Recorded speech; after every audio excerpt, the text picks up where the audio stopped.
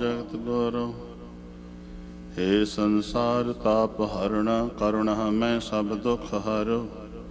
हे शरण जोग दयाल दीनानाथ मया करो। शरीर स्वस्थ क्षीण समय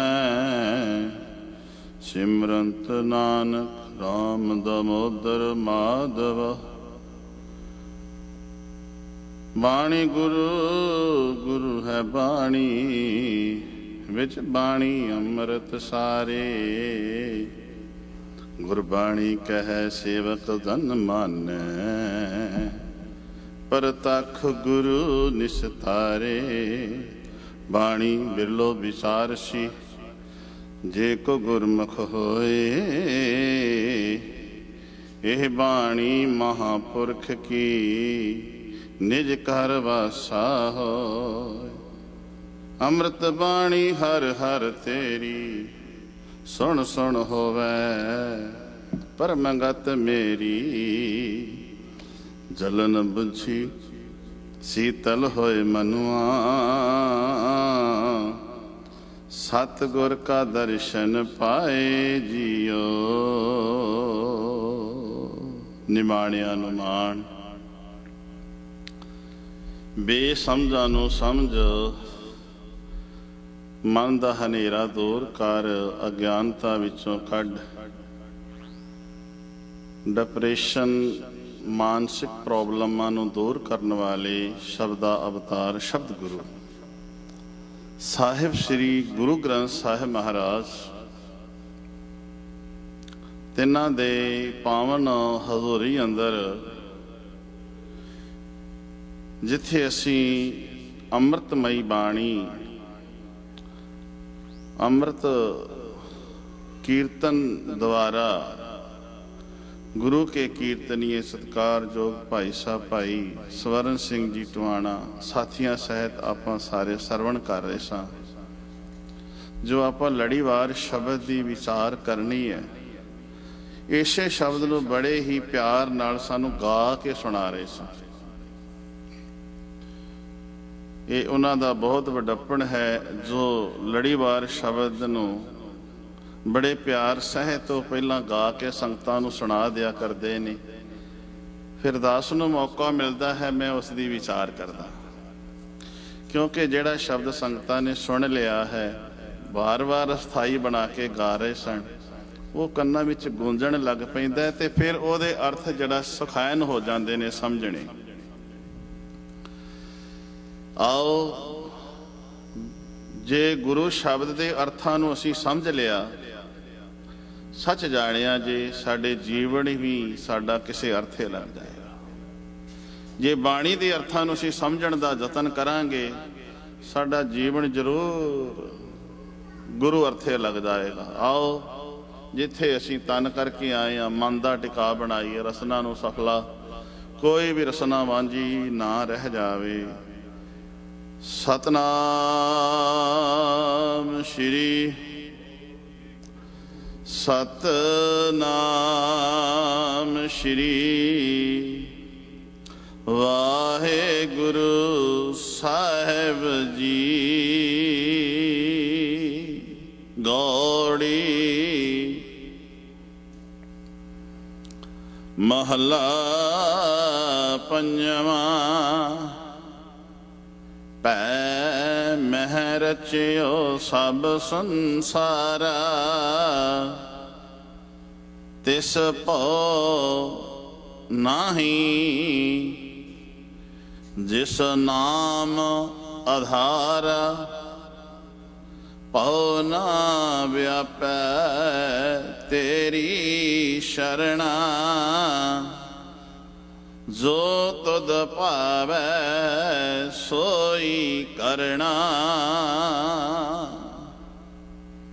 भो ना व्यापै तेरी शरणा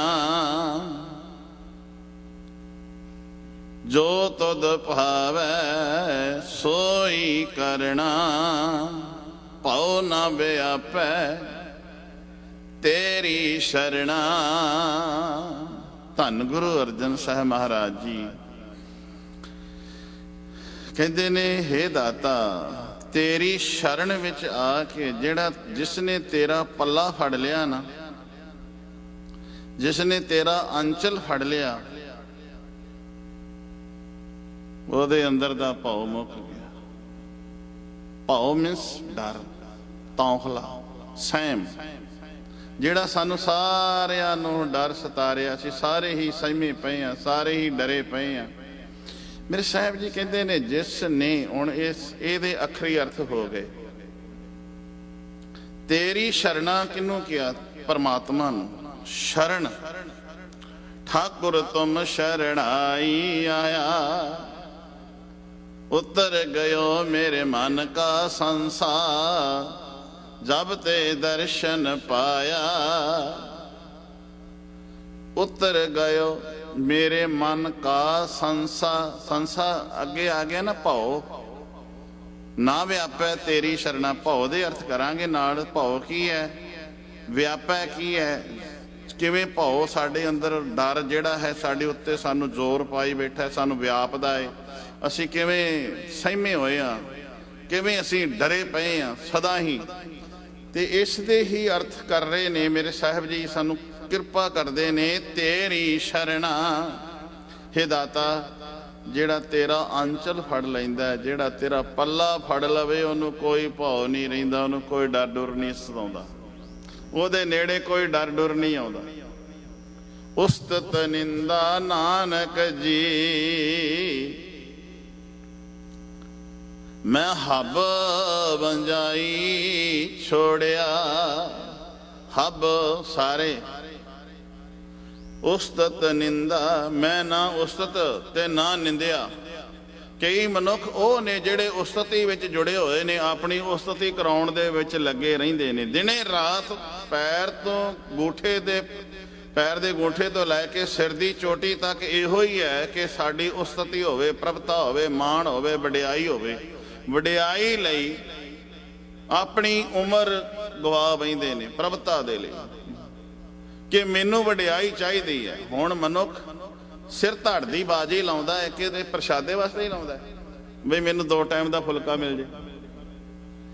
ਸਿਰ ਧੜ ਦੀ ਬਾਜੀ ਇਸ ਕਰਕੇ ਲਾਉਂਦਾ, ਮੈਂ ਇੰਨਾ ਧਨ ਇਕੱਠਾ ਕਰਾਂ, ਇੰਨਾ ਕਮਾ ਲਵਾਂ ਕਿ ਲੋਕ ਮੇਰੀ ਵਾਹ ਵਾਹ ਕਰਨ, ਵੀ ਫਲਾਣੇ ਨੇ ਬੜੇ ਵੱਡੇ ਬੰਗਲੇ ਬਣਾਏ ਨੇ, ਵੱਡੇ ਵੱਡੇ ਤੇ ਵੱਡੀਆਂ ਵੱਡੀਆਂ ਗੱਡੀਆਂ ਉਹਨਾਂ ਉਸ ਦੇ ਕੋਲ ਨੇ, ਬੜਾ ਉਸ ਦੇ ਬੜੇ ਬੜੇ ਵੱਡੇ ਮੌਲ ਚੱਲਦੇ ਨੇ, ਬੜੇ ਉਹਦਾ ਵੱਡਾ ਆਡੰਬਰ ਹੈ। ਤੇ ਨਾਂ ਲਿਆ ਜਾਏ, ਗੱਲ ਤਾਂ ਆ ਹੀ ਹੈ ਨਾ। ਤੇ ਇਸ ਦੇ ਲਈ ਮਨੁੱਖ ਸਦਾ ਹੀ ਨਸ ਭੱਜ ਕਰਦਾ ਹੈ ਤੇ ਡਰਿਆ ਤੇ ਸਹਿਮਿਆ ਰਹਿੰਦਾ ਹੈ। ਹਮੇਸ਼ਾ ਹੀ ਇਸ ਦੇ ਲਈ ਆਪਣੇ ਮਨੁੱਖਾ ਜਨਮ ਦੀ ਬਾਜੀ ਨੂੰ ਹਾਰਦਾ ਤੁਰਿਆ ਜਾ ਰਿਹਾ। ਇਹਦੇ ਵਿੱਚ ਦਿਨੇ ਰਾਤ ਚਿੱਤ ਜੁੜਿਆ ਹੋਇਆ ਹੈ।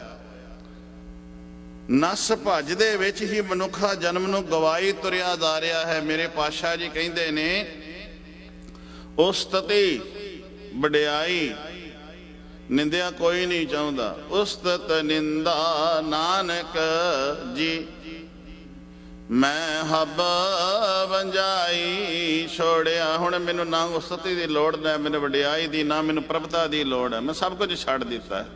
ਤੇ ਛੱਡ ਦਿਓ ਤੇ ਫਿਰ ਵੇਖੋ ਡਰ ਹੈ ਹੀ ਨਹੀਂ ਹੈ। ਫਿਰ ਕਦਾ ਡਰ? ਡਰ ਤਾਂ ਇਹੀ ਹੈ ਨਾ ਕਿ ਮੇਰੀ ਵਡਿਆਈ ਹੋਣੀ ਚਾਹੀਦੀ ਹੈ, ਮੇਰੀ ਕਿਧਰੇ ਬਦਨਾਮੀ ਨਾ ਹੋ ਜਾਵੇ, ਮੈਂ ਗਲਤ ਕੰਮ ਕਰਾਂ ਪਰ ਮੈਨੂੰ ਕੋਈ ਗਲਤ ਆਖੇ ਨਾ, ਇਹ ਡਰ ਹੈ। ਮੇਰੇ ਸਾਹਿਬ ਜੀ ਕਹਿੰਦੇ ਨੇ, ਇਸੇ ਡਰ ਦੇ ਅੰਦਰ ਹੀ ਮਨੁੱਖ ਹਮੇਸ਼ਾ ਸਹਿਮਿਆ ਪਿਆ ਹੈ, ਘਬਰਾਇਆ ਪਿਆ ਹੈ। ਜੇ ਮਿਲ ਗਿਆ ਹੈ ਤੇ ਤਾਂ ਵੀ ਡਰਿਆ ਹੈ, ਹੁਣ ਚਲੇ ਨਾ ਜਾਵੇ। ਜੇ ਕਿਸੇ ਨੂੰ ਅਹੁਦਾ ਮਿਲ ਜਾਵੇ, ਕੋਈ ਵੋਟਾਂ ਪਾ ਕੇ ਜਿਤਾ ਦੇਵੇ ਤੇ ਅਹੁਦੇ ਤੇ ਬੈਠਾ ਹੋਵੇ, ਤੇ ਇਹ ਤੇ ਨਹੀਂ ਹੈ ਵੀ ਹੁਣ ਬੜਾ ਖੁਸ਼ ਹੋ, ਫਿਰ ਵੀ ਅੰਦਰੋਂ ਡਰਿਆ ਹੋਇਆ ਹੈ ਕਿ ਕੋਈ ਪਤਾ ਨਹੀਂ ਹੁਣ ਕਿਹੜੇ ਟਾਈਮ ਆਉਣਾ ਹੈ, ਅਗਲੀ ਵਾਰ ਮੈਨੂੰ ਇਹ ਫਿਰ ਲੋਕਾਂ ਨੇ ਵੋਟ ਪਾਉਣੀ ਕਿ ਨਹੀਂ ਪਾਉਣੀ, ਕੁਰਸੀ ਚਲੇ ਗਈ, ਮੈਨੂੰ ਕਿਸੇ ਨੇ ਨਹੀਂ ਪੁੱਛਣਾ। ਤੇ ਜੇ ਅਹੁਦਾ ਮਿਲ ਗਿਆ ਤਾਂ ਵੀ ਡਰਿਆ, ਤੇ ਜੇ ਨਹੀਂ ਮਿਲਿਆ ਤਾਂ ਵੀ ਡਰਿਆ ਵੀ ਮੈਂ ਇੰਨਾ ਕੁਝ ਆਪਣਾ ਜੀਵਨ ਦਾ ਲਾ ਬੈਠਾ, ਇੰਨਾ ਕੁਝ ਲੋਕਾਂ ਨੂੰ ਖਵਾ ਬੈਠਾ, ਮੈਨੂੰ ਜਿਤਾਏ ਨੇ ਲੋਕਾਂ ਨੇ, ਤਾਂ ਵੀ ਮਨੁੱਖ ਡਰਿਆ ਹੋਇਆ ਹੈ। ਮੇਰੇ ਸਾਹਿਬ ਜੀ ਕਹਿੰਦੇ ਨੇ, ਇਹ ਡਰ ਤੇਰਾ ਕਿਵੇਂ ਜਾ ਸਕਦਾ ਹੈ? ਇਹ ਤੇਰਾ ਸਹਿਮ ਕਿਵੇਂ ਜਾ ਸਕਦਾ ਜਿੱਦਨ ਤੇਰੇ ਅੰਦਰ ਇਹ ਹਨੇਰਾ ਚਲੇ ਜਾਏਗਾ। ਰੇ ਨਰ ਇਹ ਸਾਚੀ ਜੀ ਧਾਰ, ਸਗਲ ਜਗਤ ਹੈ ਜੈਸੇ ਸੁਪਨਾ, ਬਿਨ ਸਤ ਲਗਤ ਨ ਬਾਰ। ਰੇ ਨਰ, ਆਪਾਂ ਡਰ ਨੂੰ ਵੇਖਣਾ ਵੀ ਡਰ ਕਿਸ ਤਰ੍ਹਾਂ, ਕਿੰਨੇ ਪ੍ਰਕਾਰ ਦਾ ਮਨੁੱਖ ਨੂੰ ਡਰ ਸਵਾਰਿਆ। ਰੇ ਨਰ, ਗੁਰੂ ਤੇਗ ਬਹਾਦਰ ਸਾਹਿਬ ਜੀ ਕਹਿੰਦੇ ਨੇ, ਰੇ ਨਰ ਇਹ ਸਾਚੀ ਜੀ ਧਾਰ। ਆਪਣੇ ਦਿਲ ਦੇ ਵਿੱਚ ਇਸ ਗੱਲ ਨੂੰ ਧਾਰਨ ਤੋਂ ਭਾਵ ਇੱਕ ਟਕਾਲ ਹੈ, ਆਪਣੇ ਹਿਰਦੇ ਵਿੱਚ ਤੋਂ ਇਸ ਗੱਲ ਨੂੰ ਵਸਾ ਲੈ। ਰੇ ਨਰ ਸਾਚੀ ਜੀ ਧਾਰ, ਸਗਲ ਜਗਤ ਹੈ ਜੈਸੇ ਸੁਪਨਾ। ਇਹ ਸੰਸਾਰ ਜਿਹੜਾ ਹੈ ਨਾ, ਜਿਵੇਂ ਸੁਪਨਾ ਹੈ ਨਾ, ਐਵੇਂ ਹੈ ਜਿਵੇਂ ਰਾਤ ਦਾ ਸੁਪਨਾ ਆਉਂਦਾ ਹੈ। ਤੇ ਜਿਹੜਾ ਗਰੀਬ ਮਨੁੱਖ ਕਈ ਵਾਰੀ ਮਹਿਲਾਂ 'ਚ ਵੀ ਸੁੱਤਾ ਹੁੰਦਾ ਹੈ, ਤੇ ਕਈ ਮਹਿਲਾਂ ਦੇ ਵਿੱਚ ਸੌਣ ਵਾਲਾ ਰੋੜੀਆਂ ਤੇ ਵੀ ਸੁੱਤਾ ਹੁੰਦਾ ਹੈ। ਕਹਿੰਦੇ ਨੇ ਅਸ਼ਤ ਰਾਜ ਬਿਸ਼ਰਤ ਦੁੱਖ ਪਾਇਆ, ਸੋ ਗਤ ਭਈ ਹਮਾਰੀ। ਰਾਜ ਹੁੰਦਿਆਂ ਸੌਂਦਿਆਂ ਪਲੰਗ ਤੇ ਪਿਆ ਹੋਇਆ, ਰਾਜ ਮਹਿਲਾਂ ਵਿੱਚ ਪਿਆ ਹੈ, ਪਰ ਰਾਜ ਹੁੰਦਿਆਂ ਸੌਂਦਿਆਂ ਸੁਪਨਾ ਆਇਆ ਕਿ ਮੈਂ ਤੇ ਗਰੀਬ ਹੋ ਗਿਆ, ਮੈਂ ਤੇ ਦਰ ਦਰ ਦੀਆਂ ਠੋਕਰਾਂ ਖਾ ਰਿਹਾ, ਦੁਖੀ ਹੋ ਰਿਹਾ ਹੈ, ਡਰਿਆ ਪਿਆ ਹੈ।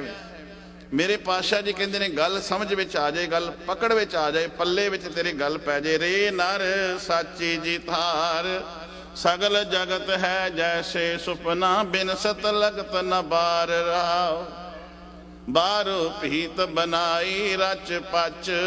ਬਾਰੂ ਰੇਤ ਨੂੰ ਆਖਦੇ ਨੇ, ਰਚ ਪਚ ਕੇ ਭਾਵ ਲਿੰਬ ਪੁੱਛ ਕੇ ਜੇ ਰੇਤ ਦੀ ਕੰਧ ਤਿਆਰ ਕਰ ਦਈਏ ਤੇ ਕਿੰਨੇ ਕੁ ਦਿਨ ਰਹਿ ਸਕਦੀ ਹੈ ਰੇਤ ਦੀ ਕੰਧ।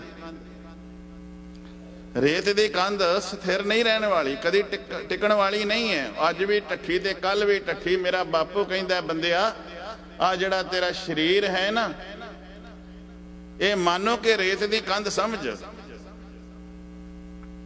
ਰੇਤ ਦੀ ਕੰਧ ਹੈ, ਇਹਨੂੰ ਬੜਾ ਲਿੰਬਿਆ ਪੋਚਿਆ ਹੈ, ਇਹਨੂੰ ਬੜਾ ਸਵਾਰਿਆ ਹੈ, ਬਾਹਰ ਅੰਦਰੋਂ ਤੇ ਰੇਤ ਹੀ ਨਿਰੀ ਹੈ, ਮਿੱਟੀ ਪਈ।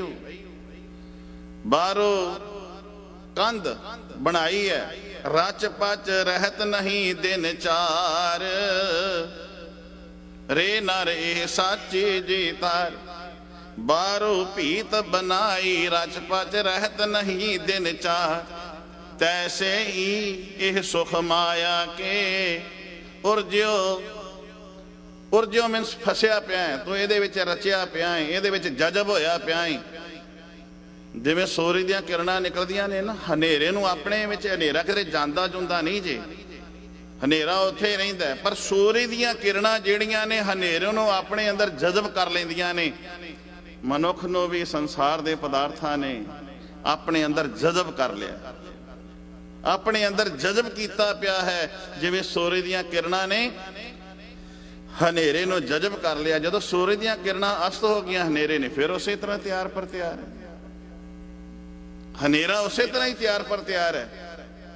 ਤੇ ਮੇਰੇ ਸਤਿਗੁਰੂ ਜੀ ਕਹਿੰਦੇ ਨੇ, ਇਹ ਜਿਹੜਾ ਜੇ ਮਨੁੱਖ ਸੂਰਜ ਦੀਆਂ ਕਿਰਨਾਂ ਨੇ ਜਿਵੇਂ ਹਨੇਰੇ ਨੂੰ ਜਜ਼ਬ ਕੀਤਾ ਹੈ, ਸੰਸਾਰ ਦੇ ਮੋਹ ਮਾਇਆ ਦੇ ਪਦਾਰਥਾਂ ਨੇ ਤੈਨੂੰ ਆਪਣੇ ਅੰਦਰ ਜਜ਼ਬ ਕਰ ਲਿਆ ਹੈ, ਤੈਨੂੰ ਖਾ ਲਿਆ ਹੈ। ਹਾਂ, ਜੇ ਹਨੇਰਾ ਸੂਰਜ ਦੀਆਂ ਕਿਰਨਾਂ ਨੇ ਜਜ਼ਬ ਕੀਤਾ, ਜੇ ਸੂਰਜ ਦੀਆਂ ਕਿਰਨਾਂ ਅਸਤ ਹੋ ਗਈਆਂ, ਹਨੇਰਾ ਉਵੇਂ ਦੇ ਉਵੇਂ ਹੀ ਹੈ। ਮੇਰੇ ਸਾਹਿਬ ਜੀ ਕਹਿੰਦੇ ਨੇ, ਬਾਹਰੋਂ ਭੀਤ ਬਨਾਈ ਰਚ ਪਚ ਰਹਿਤ ਨਹੀਂ ਦਿਨ ਚਾਰ। ਤੈਸੇ ਹੀ ਇਹ ਸੁਖ ਮਾਇਆ ਕੇ ਉਰਜਿਓ ਕਹਾਂ ਗਵਾਰ। ਗਵਾਰ ਕਹਿੰਦੇ ਨੇ ਝੱਲੇ ਨੂੰ, ਅਣਜਾਣ ਨੂੰ, ਬੇਸਮਝ ਨੂੰ, ਜਿਹਨੂੰ ਉੱਕਾ ਹੀ ਸਮਝਣਾ ਹੋਵੇ ਉਹਨੂੰ ਗਵਾਰ ਕਹਿ ਦਿੱਤਾ ਜਾਂਦਾ ਹੈ। ਤੇ ਮੇਰੇ ਸਾਹਿਬ ਜੀ ਕਹਿੰਦੇ ਨੇ, ਬੰਦਿਆ ਤੂੰ ਹਨੇਰੇ ਵਿੱਚ ਐਵੇਂ ਟੱਕਰਾਂ ਮਾਰ ਰਿਹਾ ਹੈ, ਅਗਿਆਨਤਾ ਦੇ ਹਨੇਰੇ ਵਿੱਚ ਤੁਰਿਆ ਫਿਰਦਾ ਹੈ। ਉਸਤਤ ਨਿੰਦਾ ਨਾਨਕ ਜੀ, ਧਿਆਨ ਦਿਆ, ਮੈਂ ਹੱਬ ਵਜਾਈ ਛੋੜਿਆ, ਹੱਬ ਕਿਛ ਤਿਆਗੀ। ਹੱਬ ਸਾਰਾ, ਸਾਰੇ। ਜਦੋਂ ਮਟਿਆਰ ਆਨੰਦ ਕਾਰਜ ਹੁੰਦਾ ਹੈ ਨਾ, ਵਿਆਹਣ ਆਉਂਦੀ ਹੈ ਨਾ, ਵਿਆਹੀ ਜਾਂਦੀ ਹੈ ਤੇ ਉਹਨੂੰ ਲਾੜਾ ਵਿਆਹਣ ਕੇ ਲੈ ਕੇ ਜਾਂਦਾ ਹੈ। ਤੇ ਜਦੋਂ ਗੁਰੂ ਗ੍ਰੰਥ ਸਾਹਿਬ ਜੀ ਦੇ ਸਾਹਮਣੇ ਪਤਾ ਕੀ ਹੁੰਦਾ ਹੈ, ਜਦੋਂ ਲਾਵਾਂ ਤੋਂ ਪਹਿਲਾਂ ਇੱਕ ਸ਼ਬਦ ਪੜਿਆ ਜਾਂਦਾ ਹੈ, ਉਸਤਤ ਨਿੰਦਾ ਨਾਨਕ ਜੀ ਮੈਂ ਹੱਬ ਮੰਜਾਈ ਛੋੜਿਆ, ਹੱਬ ਕਿਛ ਤਿਆਗੀ, ਹੱਬੇ ਸਾਥ ਕੂੜ ਆਵੇ ਡਿਠੇ। ਹੱਬੇ ਤੋਂ ਭਾਵ ਹੈ ਉਦੋਂ ਉਹ ਇਸਤਰੀ ਜਿਹੜੀ ਮੁਟਿਆਰ ਹੈ, ਉਹਦੇ ਮਨ ਦੇ ਵਿੱਚ ਇਹ ਵਿਚਾਰ ਚੱਲਦੀ ਹੋਵੇ, ਪਰ ਚਲਦੀ ਚੁਲਦੀ ਕੋਈ ਨਹੀਂ। ਉਹਦੇ ਤੇ ਇਹ ਬਾਣੀ ਸੁਣਦੇ ਹੀ ਕੋਈ ਨਹੀਂ, ਨਾ ਲਾਵਾਂ ਸੁਣੇ ਨਾ ਇਹ ਸ਼ਬਦ ਨੂੰ ਸੁਣੇ, ਉਹ ਤੇ ਗੱਲਾਂ ਹੀ ਕਰਦੇ ਹੁੰਦੇ ਨੇ, ਆਪਸ ਵਿੱਚ ਵੀ ਗੱਲਾਂ ਕਰਦੇ ਹੁੰਦੇ ਨੇ। ਮੈਂ ਵੇਖਿਆ ਭਾਈ ਬੋਲੀ ਜਾਂਦਾ, ਕੀਰਤਨੀ ਕੀਰਤਨ ਕਰੀ ਜਾਂਦੇ ਨੇ, ਉੱਥੇ ਆਨੰਦ ਕਾਰਜਾਂ ਜੀ ਆਪਸ ਵਿੱਚ ਗੱਲਾਂ ਕਰਨ ਲੱਗ ਪੈਂਦੇ ਨੇ, ਜਿਵੇਂ ਬਾਅਦ ਚ ਉਹਨਾਂ ਨੂੰ ਵੇਲ ਨਹੀਂ ਲੱਭਣੀ। ਹੱਬੇ ਸਾਖ ਕੂੜਾਵੇ, ਉਦੋਂ ਇਹ ਹੈ ਹੱਬੇ ਜਿੰਨੇ ਵੀ ਮੈਂਬਰ, ਜਿੰਨੇ ਵੀ ਸਾਖ ਸੰਬੰਧੀ ਸੱਜਣ ਮਿੱਤਰ ਪਰਿਵਾਰ ਦੇ ਮੇਰੇ ਆਏ ਨੇ ਨਾ, ਹੇ ਮੇਰੇ ਪਤੀ ਮੈਨੂੰ ਇਹ ਹੁਣ ਚੰਗੇ ਨਹੀਂ ਲੱਗਦੇ, ਮੈਨੂੰ ਇਹ ਪਤਾ ਹੈ ਇਹ ਮੇਰੇ ਨਾਲ ਨਿਭਣ ਵਾਲੇ ਨਹੀਂ, ਇਹ ਝੂਠੇ ਨੇ, ਇਹਨਾਂ ਨੇ ਮੇਰੇ ਨਾਲ ਨਿਭਣਾ ਨਹੀਂ, ਇਸ ਕਰਕੇ ਮੈਂ ਤੇਰਾ ਅੱਜ ਆਂਚਲ ਫੜਿਆ, ਮੈਂ ਤੇਰਾ ਪੱਲਾ ਫੜਿਆ ਹੀ, ਤੇ ਹੁਣ ਮੈਂ ਤੇਰਾ ਪੱਲਾ ਫੜ ਲਿਆ ਤੇ ਪੱਲੇ ਫੜੇ ਦੀ ਲਾਜ ਤੂੰ ਰੱਖਣੀ ਹੈ। ਤੇ ਜਿਹੜੀ ਮੁਟਿਆਰ ਹੈ ਉਹ ਆਪਣੇ ਪਤੀ ਦਾ ਪੱਲਾ ਫੜ ਲੈਂਦੀ ਹੈ, ਤੇ ਪਤੀ ਪਤਾ ਕੀ ਕਰਦਾ ਹੈ ਫਿਰ ਜਦੋਂ ਸਟੇਜ ਤੇ ਜਾਂਦੇ ਨੇ ਨਾ, ਗੱਲ ਪਕੜ ਚ ਆ ਜਾਏ, ਮੈਂ ਉਦਾਹਰਨ ਤਾਂ ਦੇ ਰਿਹਾ, ਵੈਸੇ ਗੱਲ ਕਹਿਣ ਵਾਲੀ ਹੈ ਨਹੀਂ, ਅਜੀਬ ਜਿਹਾ ਲੱਗਦਾ ਉਦੋਂ। ਵੈਸੇ ਸਟੇਜ ਤੇ ਜਾ ਕੇ ਲਾੜਾ ਬੈਠਾ ਹੁੰਦਾ ਹੈ, ਮੁਟਿਆਰ ਵਿਆਹੀ ਜਦੋਂ ਜਾਂਦੀ ਹੈ ਸਟੇਜ ਤੇ ਬਹਿਣਾ ਹੁੰਦਾ, ਲੋਕਾਂ ਨੇ ਅੱਗੇ ਉਹਨਾਂ ਨਾਲ ਫੋਟੋ ਫਾਟੋ ਖਿਚਾਉਣੀਆਂ ਹੁੰਦੀਆਂ ਨੇ, ਤੇ ਲਾੜਾ ਜਿਹੜਾ ਸਟੇਜ ਤੇ ਬੈਠਾ, ਮੁਟਿਆਰ ਵਿਆਹ ਕੇ ਆਨੰਦ ਕਾਰਜ ਤੋਂ ਬਾਅਦ ਵਿੱਚ ਜਦੋਂ ਫਿਰ ਸਟੇਜ ਤੇ ਜਾਂਦੇ ਨੇ, ਉਹ ਪਹਿਲਾਂ ਬਹਿ ਜਾਂਦਾ ਹੈ, ਫਿਰ ਇਸਤਰੀ ਜਾਂਦੀ ਹੈ ਤੇ ਉਹ ਸਟੇਜ ਤੇ ਬਾਂਹ ਤੋਂ ਫੜ ਕੇ ਉਹਨੂੰ ਉੱਤੇ ਚੜਾਉਂਦਾ ਹੈ। ਮੈਂ ਇਸ ਗੱਲ ਨਾਲ ਸਹਿਮਤ ਨਹੀਂ ਹੈਗਾ, ਵੈਸੇ ਮੈਂ ਉਦਾਹਰਣ ਦੇ ਰਿਹਾ ਕਿ ਜੇ ਅਸੀਂ ਗੁਰੂ ਦੇ ਨਾਲ ਜੁੜਨਾ ਹੋਵੇ ਤੇ ਇਸ ਉਦਾਹਰਣ ਰਾਹੀਂ ਸਮਝਿਆ ਜਾ ਸਕਦਾ।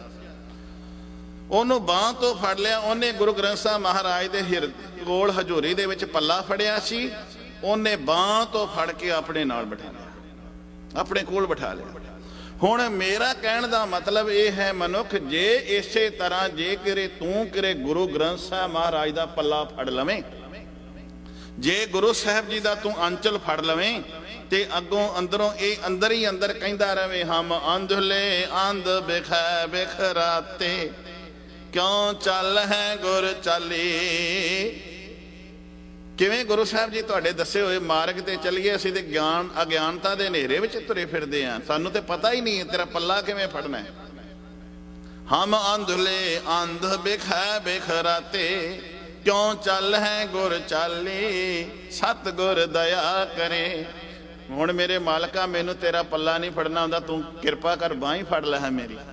ਜੇ ਮੈਨੂੰ ਕੁਚੱਜੀ ਨੂੰ ਤੇਰਾ ਪੱਲਾ ਨਹੀਂ ਫੜਨਾ ਹੁੰਦਾ ਤੇ ਸਤਿਗੁਰੂ ਤੁਹਾਨੂੰ ਤੇ ਪਤਾ ਹੀ ਹੈ ਨਾ, ਮੇਰੀ ਇਹ ਜਿੰਦੜੀ, ਮੈਂ ਇੱਕ ਜੀਵ ਰੂਪੀ ਇਸਤਰੀ ਕੁਚੱਜੀ ਆ, ਮੈਨੂੰ ਚੱਜ ਨਹੀਂ ਹੈ ਤੇਰਾ ਕਿੱਲਾ ਕਿਵੇਂ ਪੱਲਾ ਫੜਨਾ ਹੈ, ਤੇ ਮੈਨੂੰ ਕੁਚੱਜੀ ਨੂੰ ਤੂੰ ਆਪ ਹੀ ਚੱਜ ਦੇ ਕੇ ਪੱਲਾ ਫੜ ਲੈ, ਆਪ ਹੀ ਮੈਨੂੰ ਮੇਰੀ ਬਾਂਹ ਫੜ ਲੈ, ਮੈਨੂੰ ਤੇ ਤੇਰਾ ਪੱਲਾ ਫੜਨਾ ਆਉਂਦਾ ਨਹੀਂ। ਹੁਣ ਨਿਮਰਤਾ ਤੇ ਹੋਵੇ, ਕਿਹਾ ਤੇ ਜਾਵੇ ਨਾ, ਤੇ ਜੇ ਇਹ ਗੱਲ ਕੋਈ ਕਹਿ ਦੇਵੇ ਨਾ, ਤੇ ਸੱਚ ਜਾਣਿਓ ਜਿਹੜਾ ਪੱਲਾ ਫੜਾਉਣ ਵਾਲਾ ਤੇ ਜਿਹੜਾ ਅੱਗੋਂ ਬਾਂਹ ਫੜਨ ਵਾਲਾ, ਉਹਨੂੰ ਵੀ ਪਤਾ ਲੱਗ ਜਾਂਦਾ ਵੀ ਹੁਣ ਇਹਦੇ ਅੰਦਰ ਹਉਮੈ ਤੇ ਨਹੀਂ ਹੈ, ਹੁਣ ਇਹਦੀ ਅੰਦਰ ਦੀ ਜਿਹੜੀ ਹਉਮੈ ਹੈ ਉਹ ਮਰ ਚੁੱਕੀ ਹੈ, ਮੈਨੂੰ ਹੀ ਹੁਣ ਇਹਦਾ ਧਿਆਨ ਰੱਖਣਾ ਪੈਣਾ। ਇਹ ਬੜੀ ਭੋਲੀ ਭਾਲੀ ਜੀ ਜਿੰਦੜੀ ਆ ਜਿਹੜੇ ਮੇਰੇ ਲੜ ਲੱਗ ਗਈ ਹੈ, ਇਹਨੂੰ ਦੁਨੀਆਦਾਰੀ ਦਾ ਕੱਖ ਪਤਾ ਨਹੀਂ, ਜਿਹਨੂੰ ਪੱਲਾ ਨਹੀਂ ਫੜਨਾ ਆਉਂਦਾ ਇਹਨੇ ਹੋਰ ਕੀ ਕਰਨਾ ਹੈ, ਫਿਰ ਉਹਨੂੰ ਪਤਾ ਹੁੰਦਾ ਵੀ ਇਹਨੂੰ ਮੈਨੂੰ ਹੁਣ ਇਹਦਾ ਪੂਰਾ ਧਿਆਨ ਰੱਖਣਾ ਪੈਣਾ ਹੈ। ਇਹ ਬਹੁਤ ਹੀ ਚਤਰ ਨਹੀਂ ਹੈ, ਬਹੁਤੀ ਸਿਆਣੀ ਨਹੀਂ ਹੈ, ਬਹੁਤ ਤੇਜ਼ ਤਰਾਰ ਨਹੀਂ ਹੈ। ਹੁਣ ਇਹਦਾ ਪੱਲਾ, ਇਹਨੇ ਪੱਲਾ ਮੇਰਾ ਫੜਿਆ, ਹੁਣ ਮੈਨੂੰ ਇਹਦਾ ਖਿਆਲ ਰੱਖਣਾ ਪੈਣਾ। ਗੁਰੂ ਪਿਆਰਿਓ, ਕਿਤੇ ਭੋਲੀ ਭਾਲੀ ਜੀ ਜਿੰਦੜੀ ਬਣਾ ਕੇ ਬੇਸਮਝੀ ਜੀ ਆਪਣੀ ਸਮਝ ਛੱਡ ਕੇ ਗੁਰੂ ਨੂੰ ਕਹੀਏ, ਦਾਤਿਆ ਕਿਰਪਾ ਕਰ, ਅਸੀਂ ਤੇ ਜਿੰਦੜੀ ਸਾਡੀ ਬੇਸਮਝਾਂ ਵਾਲੀ ਅਣਜਾਣ ਹੈ, ਸਾਨੂੰ ਤੇਰਾ ਪੱਲਾ ਫੜਨਾ ਨਹੀਂ ਆਉਂਦਾ, ਦਾਤਿਆ ਤੂੰ ਮੇਰੀ ਬਾਂਹ ਫੜ ਲੈ। ਤੇ ਸੱਚ ਜਾਣਿਓ ਗੁਰੂ ਬਾਂਹ ਫੜੇਗਾ, ਪਰ ਹੱਬੇ ਸਾਖ ਅੰਦਰੋਂ ਆਵਾਜ਼ ਆਵੇ, ਸਾਖ ਸੰਬੰਧੀ ਸੱਜਣ ਮਿੱਤਰ ਪਰਿਵਾਰ ਦੇ ਜਿੰਨੇ ਮੈਂਬਰ ਨੇ, ਹੁਣ ਮੈਨੂੰ ਇਹਨਾਂ ਵਿੱਚੋਂ ਕੋਈ ਚੰਗਾ ਨਹੀਂ ਲੱਗਦਾ ਤੇਰੇ ਤੋਂ ਇਲਾਵਾ। ਹੱਬੇ ਸਾਖ ਕੂੜ ਆਵੇ, ਇੱਥੇ ਕੂੜਾਵੇ ਪੜ੍ਹਨੀ ਹੈ, ਕੂੜ ਦਾ ਅਰਥ ਹੈ ਝੂਠੇ ਨੇ, ਆਏ ਹੋਏ ਨੇ ਨਾ ਜਿਹੜੇ ਝੂਠੇ ਨੇ, ਇਹਨਾਂ ਨੇ ਨਾਲ ਨਹੀਂ ਨਿਭਣਾ। ਕੂੜ ਆਵੇ ਡਿੱਠੇ, ਜਿਹੜੇ ਡਿੱਠੇ ਮਿਸ ਵੇਖੇ, ਤਾਂ ਮੈਂ ਤੇਰਾ ਪੱਲਾ ਫੜਿਆ। ਹੱਬੇ ਸਾਖ ਕੂੜ ਆਵੇ ਡਿੱਠੇ, ਤੋ ਤਾਂ ਪੱਲੇ ਤੈਂਡੇ ਲਾਗੀ, ਤਾਂ ਮੈਂ ਤੇਰਾ ਪੱਲਾ ਫੜਿਆ।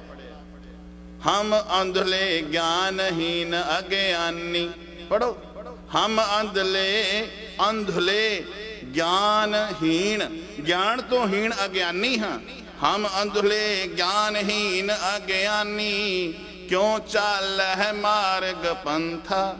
हम अंधुले को गुर अंचल दीजै, जन नानक चलै मिलन था। मैनू सतगुरु जी बेसमझ नो अज्ञानी ਗਿਆਨ ਤੋਂ ਹੀਣੇ ਨੂੰ ਸਤਿਗੁਰੂ ਜੀ ਕਿਵੇਂ ਮਾਰਗ ਤੇ ਤੇਰੇ ਚੱਲੀਏ, ਮੈਨੂੰ ਤੇ ਚੱਲਣਾ ਹੀ ਨਹੀਂ ਆਉਂਦਾ। ਮੈਨੂੰ ਤੇ ਹੁਣ ਜਦੋਂ ਡਰਾਈਵ ਕਰਨੀ ਹੋਵੇ, ਗੱਡੀ ਸਿੱਖਣੀ ਪੈਂਦੀ ਹੈ ਨਾ, ਡਰਾਈਵਰਿੰਗ ਸਕੂਲ ਤੇ ਜਾਣਾ ਪੈਂਦਾ ਨਾ ਸਿੱਖਿਆ ਲੈਣ ਲਈ। ਸਿੱਖਿਆ ਲਓ, ਗੁਰੂ ਕੀ ਸਿੱਖਿਆ ਲੈ ਲਾਂਗੇ, ਸਾਨੂੰ ਚੱਲਣਾ ਆ ਜਾਏਗਾ। ਪਰ ਗੁਰੂ ਨੂੰ ਆਖਣਾ ਪੈਣਾ ਹੈ। ਤੇ ਜੇ ਜਾਂਦੇ ਕਵੇ ਮੈਂ ਮੈਨੂੰ ਗੱਡੀ ਆਉਂਦੀ ਚਲਾਉਣੀ, ਤੇ ਕਹਿੰਦਾ ਫਿਰ ਸਾਡੇ ਕੋਲ ਕੀ ਲੈਣਾ ਹੈ। ਤੇ ਗੁਰੂ ਨੂੰ ਇਹ ਕਹਿਣਾ, ਪਾਸ਼ਾ ਮੈਨੂੰ ਤੇ ਕੁਝ ਕਰਨਾ ਨਹੀਂ ਆਉਂਦਾ, ਮੈਨੂੰ ਨਹੀਂ ਕੁਝ ਵੀ ਕਰਨਾ ਆਉਂਦਾ, ਮੈਂ ਤਾਂ ਬੇਸਮਝ ਹਾਂ, ਅਣਜਾਣ ਹਾਂ। ਜਾਣ ਆਉਣਾ ਤੂੰ ਹੈ, ਸਮਝਾਉਣਾ ਤੂੰ ਹੈ ਦਾਤਿਆ, ਮੈਨੂੰ ਬੇਸਮਝ ਨੂੰ ਤੂੰ ਸੋਝੀ ਦੇਣੀ ਹੈ। ਤੇ ਮੇਰੇ ਪਾਸ਼ਾ ਜੀ ਕਹਿੰਦੇ ਨੇ, ਤੇਰੀ ਸ਼ਰਣਾ, ਜਿਹੜਾ ਗੁਰੂ ਦੀ ਸ਼ਰਨ ਵਿੱਚ ਆਵੇ, ਵਿਆਪੈ ਤੋਂ ਭਾਵ ਹੈ ਉਹਦੇ ਉੱਤੇ ਜ਼ੋਰ ਨਹੀਂ ਪਾ ਸਕਦਾ। ਕੌਣ?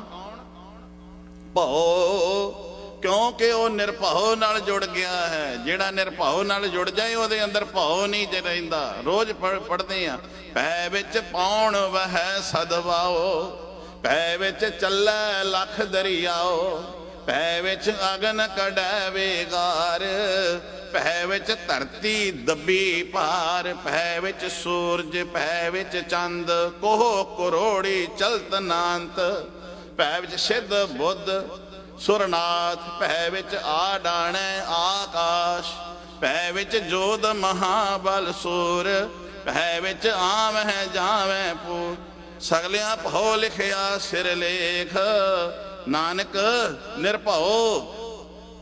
ਨਾਨਕ ਕੌਣ? ਕਿਹਨੂੰ ਕਹਿੰਦਾ ਨਿਰਭਉ? ਨਾਨਕ ਨਿਰਭਉ ਨਿਰੰਕਾਰ, ਸੱਚ ਏਕ। ਨਾਨਕ ਸਾਰੇ ਸ਼ਬਦ ਦਾ ਨਿਚੋੜ ਇੱਥੇ ਦੇਤਾ। ਵੇਖੋ, ਭੈ ਵਿੱਚ ਪਾਉਣ ਵੀ ਹੈ, ਪਾਣੀ ਵੀ ਹੈ, ਜੋ ਕੁਝ ਹੈ, ਧਰਤੀ ਵੀ ਉਸ ਦੇ ਹੁਕਮ ਦੇ ਵਿੱਚ ਚੱਲ ਰਹੀ ਹੈ, ਮੂਵਮੈਂਟ ਕਰ ਰਹੀ ਹੈ, ਘੁੰਮ ਰਹੀ ਹੈ, ਸੂਰਜ ਵੀ, ਚੰਦਰਮਾ ਵੀ, ਜੋ ਕੁਝ ਹੈ ਉਸ ਦੇ ਹੁਕਮ ਦੇ ਵਿੱਚ ਹੈ, ਭਉ ਦੇ ਵਿੱਚ ਹੈ, ਡਰ ਦੇ ਵਿੱਚ ਹੈ। ਜੇ ਡਰ ਹੋਵੇ ਤੇ ਤਾਂ ਹੀ ਕੋਈ ਚੀਜ਼ ਚੱਲਦੀ ਹੈ। ਜੇ ਡਰ ਨਹੀਂ ਨਾ, ਮਾਪਿਆਂ ਦਾ ਤੇ ਧੀ ਪੁੱਤ ਜਿਹੜੇ ਨੇ ਵਾਗ ਤੋਂ ਬਾਹਰ ਹੋ ਜਾਂਦੇ ਨੇ। ਗੁਰੂ ਦੇ ਡਰ ਦੇ ਵਿੱਚ, ਗੁਰੂ ਦੇ ਭਉ ਵਿੱਚ ਸਾਰਾ ਕੁਝ ਹੈ। ਨਾਨਕ ਨਿਰਭਉ ਨਿਰੰਕਾਰ, ਸੱਚ ਏਕ। ਇੱਕ ਪ੍ਰਮਾਤਮਾ ਜਿਹੜਾ ਸਥਿਰ ਰਹਿਣ ਵਾਲਾ ਮਾਲਕ ਹੈ, ਉਹ ਨਿਰਭਉ ਹੈ। ਹੋਰ ਸਾਰਿਆਂ ਦੇ ਅੰਦਰ ਭਉ ਪਿਆ ਹੈ। ਭਉ ਮੀਨਸ ਡਰ, ਅਸੀਂ ਸਹਿਮੇ ਪਏ ਹਾਂ। ਨਾਨਕ ਨਿਰਭਉ ਨਿਰੰਕਾਰ, ਹੋਰ ਕੇਤੇ ਰਾਮ ਰਵਾਲ, ਕੇਤੀਆਂ ਕੰਨ ਕਹਾਣੀਆਂ, ਕੇਤੇ ਵੇਦ ਵਿਚਾਰ, ਨਾਨਕ ਨਿਰਭਉ ਨਿਰੰਕਾਰ। ਉਹ ਇੱਕ ਨਿਰਭਉ ਹੈ, ਨਿਰੰਕਾਰ ਹੈ। ਤੇ ਜੇ ਨਿਰਭਉ ਹੋਣਾ ਹੈ, ਭਉ ਤੋਂ ਰਹਿਤ ਹੋਣਾ ਹੈ, ਤੇ ਫਿਰ ਆਉਣਾ ਕਿੱਥੇ ਪੈਣਾ ਏ? ਜਿਹੜੇ ਪਹਿਲਾਂ ਹੀ ਭਉ ਦੇ ਵਿੱਚ ਨੇ, ਡਰ ਦੇ ਵਿੱਚ ਨੇ, ਕਿ ਉਹਦੇ ਕੋਲ ਜਾ ਕੇ ਤੇਰਾ ਭਉ ਦੂਰ ਹੋ ਜਾਏਗਾ, ਤੇਰਾ ਡਰ ਦੂਰ ਹੋ ਜਾਏਗਾ? ਨਹੀਂ ਦੂਰ ਹੋ ਸਕਦਾ। ਡਰ ਤੇਰਾ ਦੂਰ ਹੋਵੇਗਾ ਜਿਹੜਾ ਨਿਰਭਉ ਹੈ, ਜਿਹੜਾ ਭਉ ਤੋਂ ਰਹਿਤ ਹੈ। ਨਿਰਭਉ ਜਿਹਨੂੰ ਰੋਜ਼ ਕਹੀ ਜਾਂਦੇ ਆ, ਉਸ ਦਾ ਲੜ ਆ ਕੇ ਫੜੇਗਾ ਤੇਰੇ ਅੰਦਰੋਂ ਵੀ।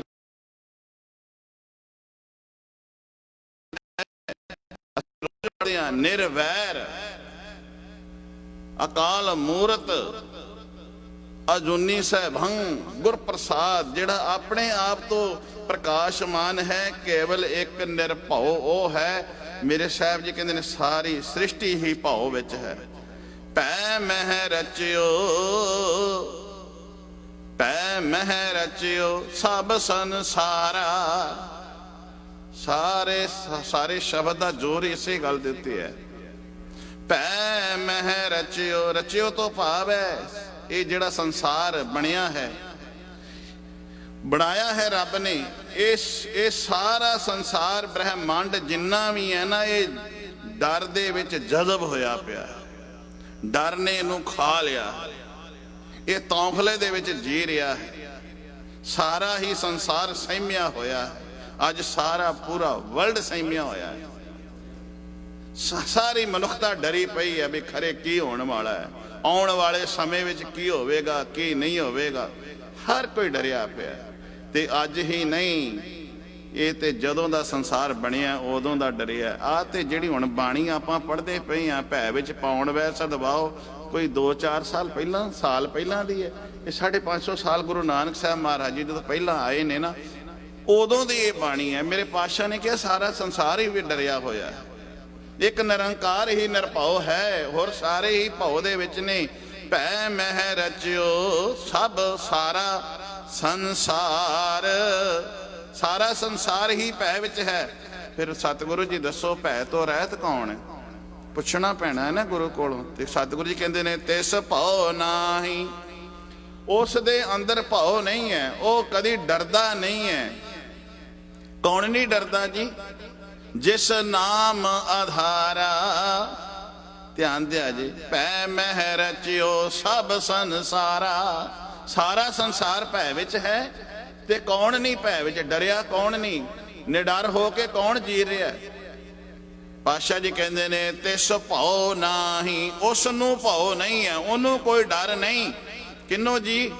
ਜਿਸ ਨਾਮ ਆਧਾਰਾ, ਜਿਸ ਨੇ ਪ੍ਰਮਾਤਮਾ ਦੇ ਨਾਮ ਦਾ ਆਸਰਾ ਲੈ ਲਿਆ ਹੈ ਨਾ, ਜਿਹੜਾ ਪ੍ਰਮਾਤਮਾ ਦੇ ਨਾਮ ਦੇ ਆਸਰੇ ਜੀਵਨ ਲੱਗ ਪੈਂਦਾ, ਉਹਨੂੰ ਕੋਈ ਡਰ ਨਹੀਂ ਸਤਾਉਂਦਾ। ਉਹ ਤੇ ਤੱਤੀ ਤਵੀ ਤੇ ਵੀ ਬਹਿ ਜਾਂਦਾ ਹੈ, ਉਹ ਤੇ ਤੱਤਾ ਰੇਤਾ ਵੀ ਸੀਸ ਚ ਪਾਉਂਦਾ ਹੈ, ਉਹ ਤੇ ਬੰਦ ਵੀ ਕਟਾਉਂਦਾ ਹੈ, ਉਹ ਤੇ ਆਰੇ ਨਾਲ ਆਪਣਾ ਸੀਸ ਵੀ ਚਰਵਾ ਲੈਂਦਾ ਹੈ। ਉਹਨੂੰ ਕੋਈ ਡਰ ਡੁਰ ਨਹੀਂ ਸਤਾਉਂਦਾ। ਉਹ ਤੇ ਕਹਿੰਦਾ ਕਰਵਟ ਭਲਾ ਨਾ ਕਰਵਟ ਤੇਰੀ, ਲਾਗ ਗਲੇ ਸੁਣ ਬਿਨਤੀ ਮੇਰੀ। ਦਾਤਿਆ ਮੈਨੂੰ ਆਰੇ ਉਰੇ ਦੇ ਜਿਹੜੇ ਦੰਦੇ ਦੁੰਦੇ ਨੇ, ਮੈਨੂੰ ਕੋਈ ਡਰ ਨਹੀਂ ਇਹਨਾਂ ਦੀ, ਮੈਨੂੰ ਇਹਨਾਂ ਦੀ ਕੋਈ ਪੀੜ ਨਹੀਂ ਹੁੰਦੀ, ਨਾ ਮੈਨੂੰ ਇਹਨਾਂ ਦੀ ਕੋਈ ਦਰਦ ਹੀ ਹੁੰਦੀ ਆਰੇ ਦੇ ਦੰਦਿਆਂ ਦੀ। ਕਰਵਤ ਭਲਾ, ਇਹ ਮੈਨੂੰ ਆਰੇ ਦੇ ਦੰਦੇ ਪਿਆਰੇ ਲੱਗਦੇ ਨੇ ਸਗੋਂ। ਤੇ ਫਿਰ ਤੈਨੂੰ ਦਰਦ ਕਾਹਦੀ ਹੁੰਦੀ ਹੈ? ਕਿਆ ਕਰਵਟ ਤੇਰੀ, ਜੇ ਦਾਤਾ ਤੂੰ ਮੈਨੂੰ ਕਰਵਟ ਦੇ ਦੇ ਨਾ, ਮੈਨੂੰ ਤੂੰ ਪਿੱਠ ਕਰ ਲੈ ਨਾ, ਫਿਰ ਮੈਨੂੰ ਬੜੀ ਦਰਦ ਹੁੰਦੀ ਹੈ। ਫਿਰ ਉਹ ਜਿਹੜੀ ਪੀੜ ਹੈ ਨਾ, ਉਹ ਮੇਰੇ ਤੋਂ ਸਹਾਰੀ ਨਹੀਂ ਜਾਂਦੀ। ਮੈਨੂੰ ਆਰੇ ਦੇ ਦੰਦੇ ਪਿਆਰੇ ਲੱਗਦੇ ਨੇ, ਆਰੇ ਦੇ ਦੰਦਿਆਂ ਦੀ ਮੈਂ ਦਰਦ ਸਹਾਰ ਸਕਦਾ ਵਾਂ, ਪਰ ਜੇ ਤੂੰ ਮੈਨੂੰ ਕਰਵਟ ਦੇ ਦਵੇਂ ਤੇ ਉਹ ਮੇਰੇ ਤੋਂ ਪੀੜ ਨਹੀਂ ਸਹਾਰੀ ਜਾ ਸਕਦੀ।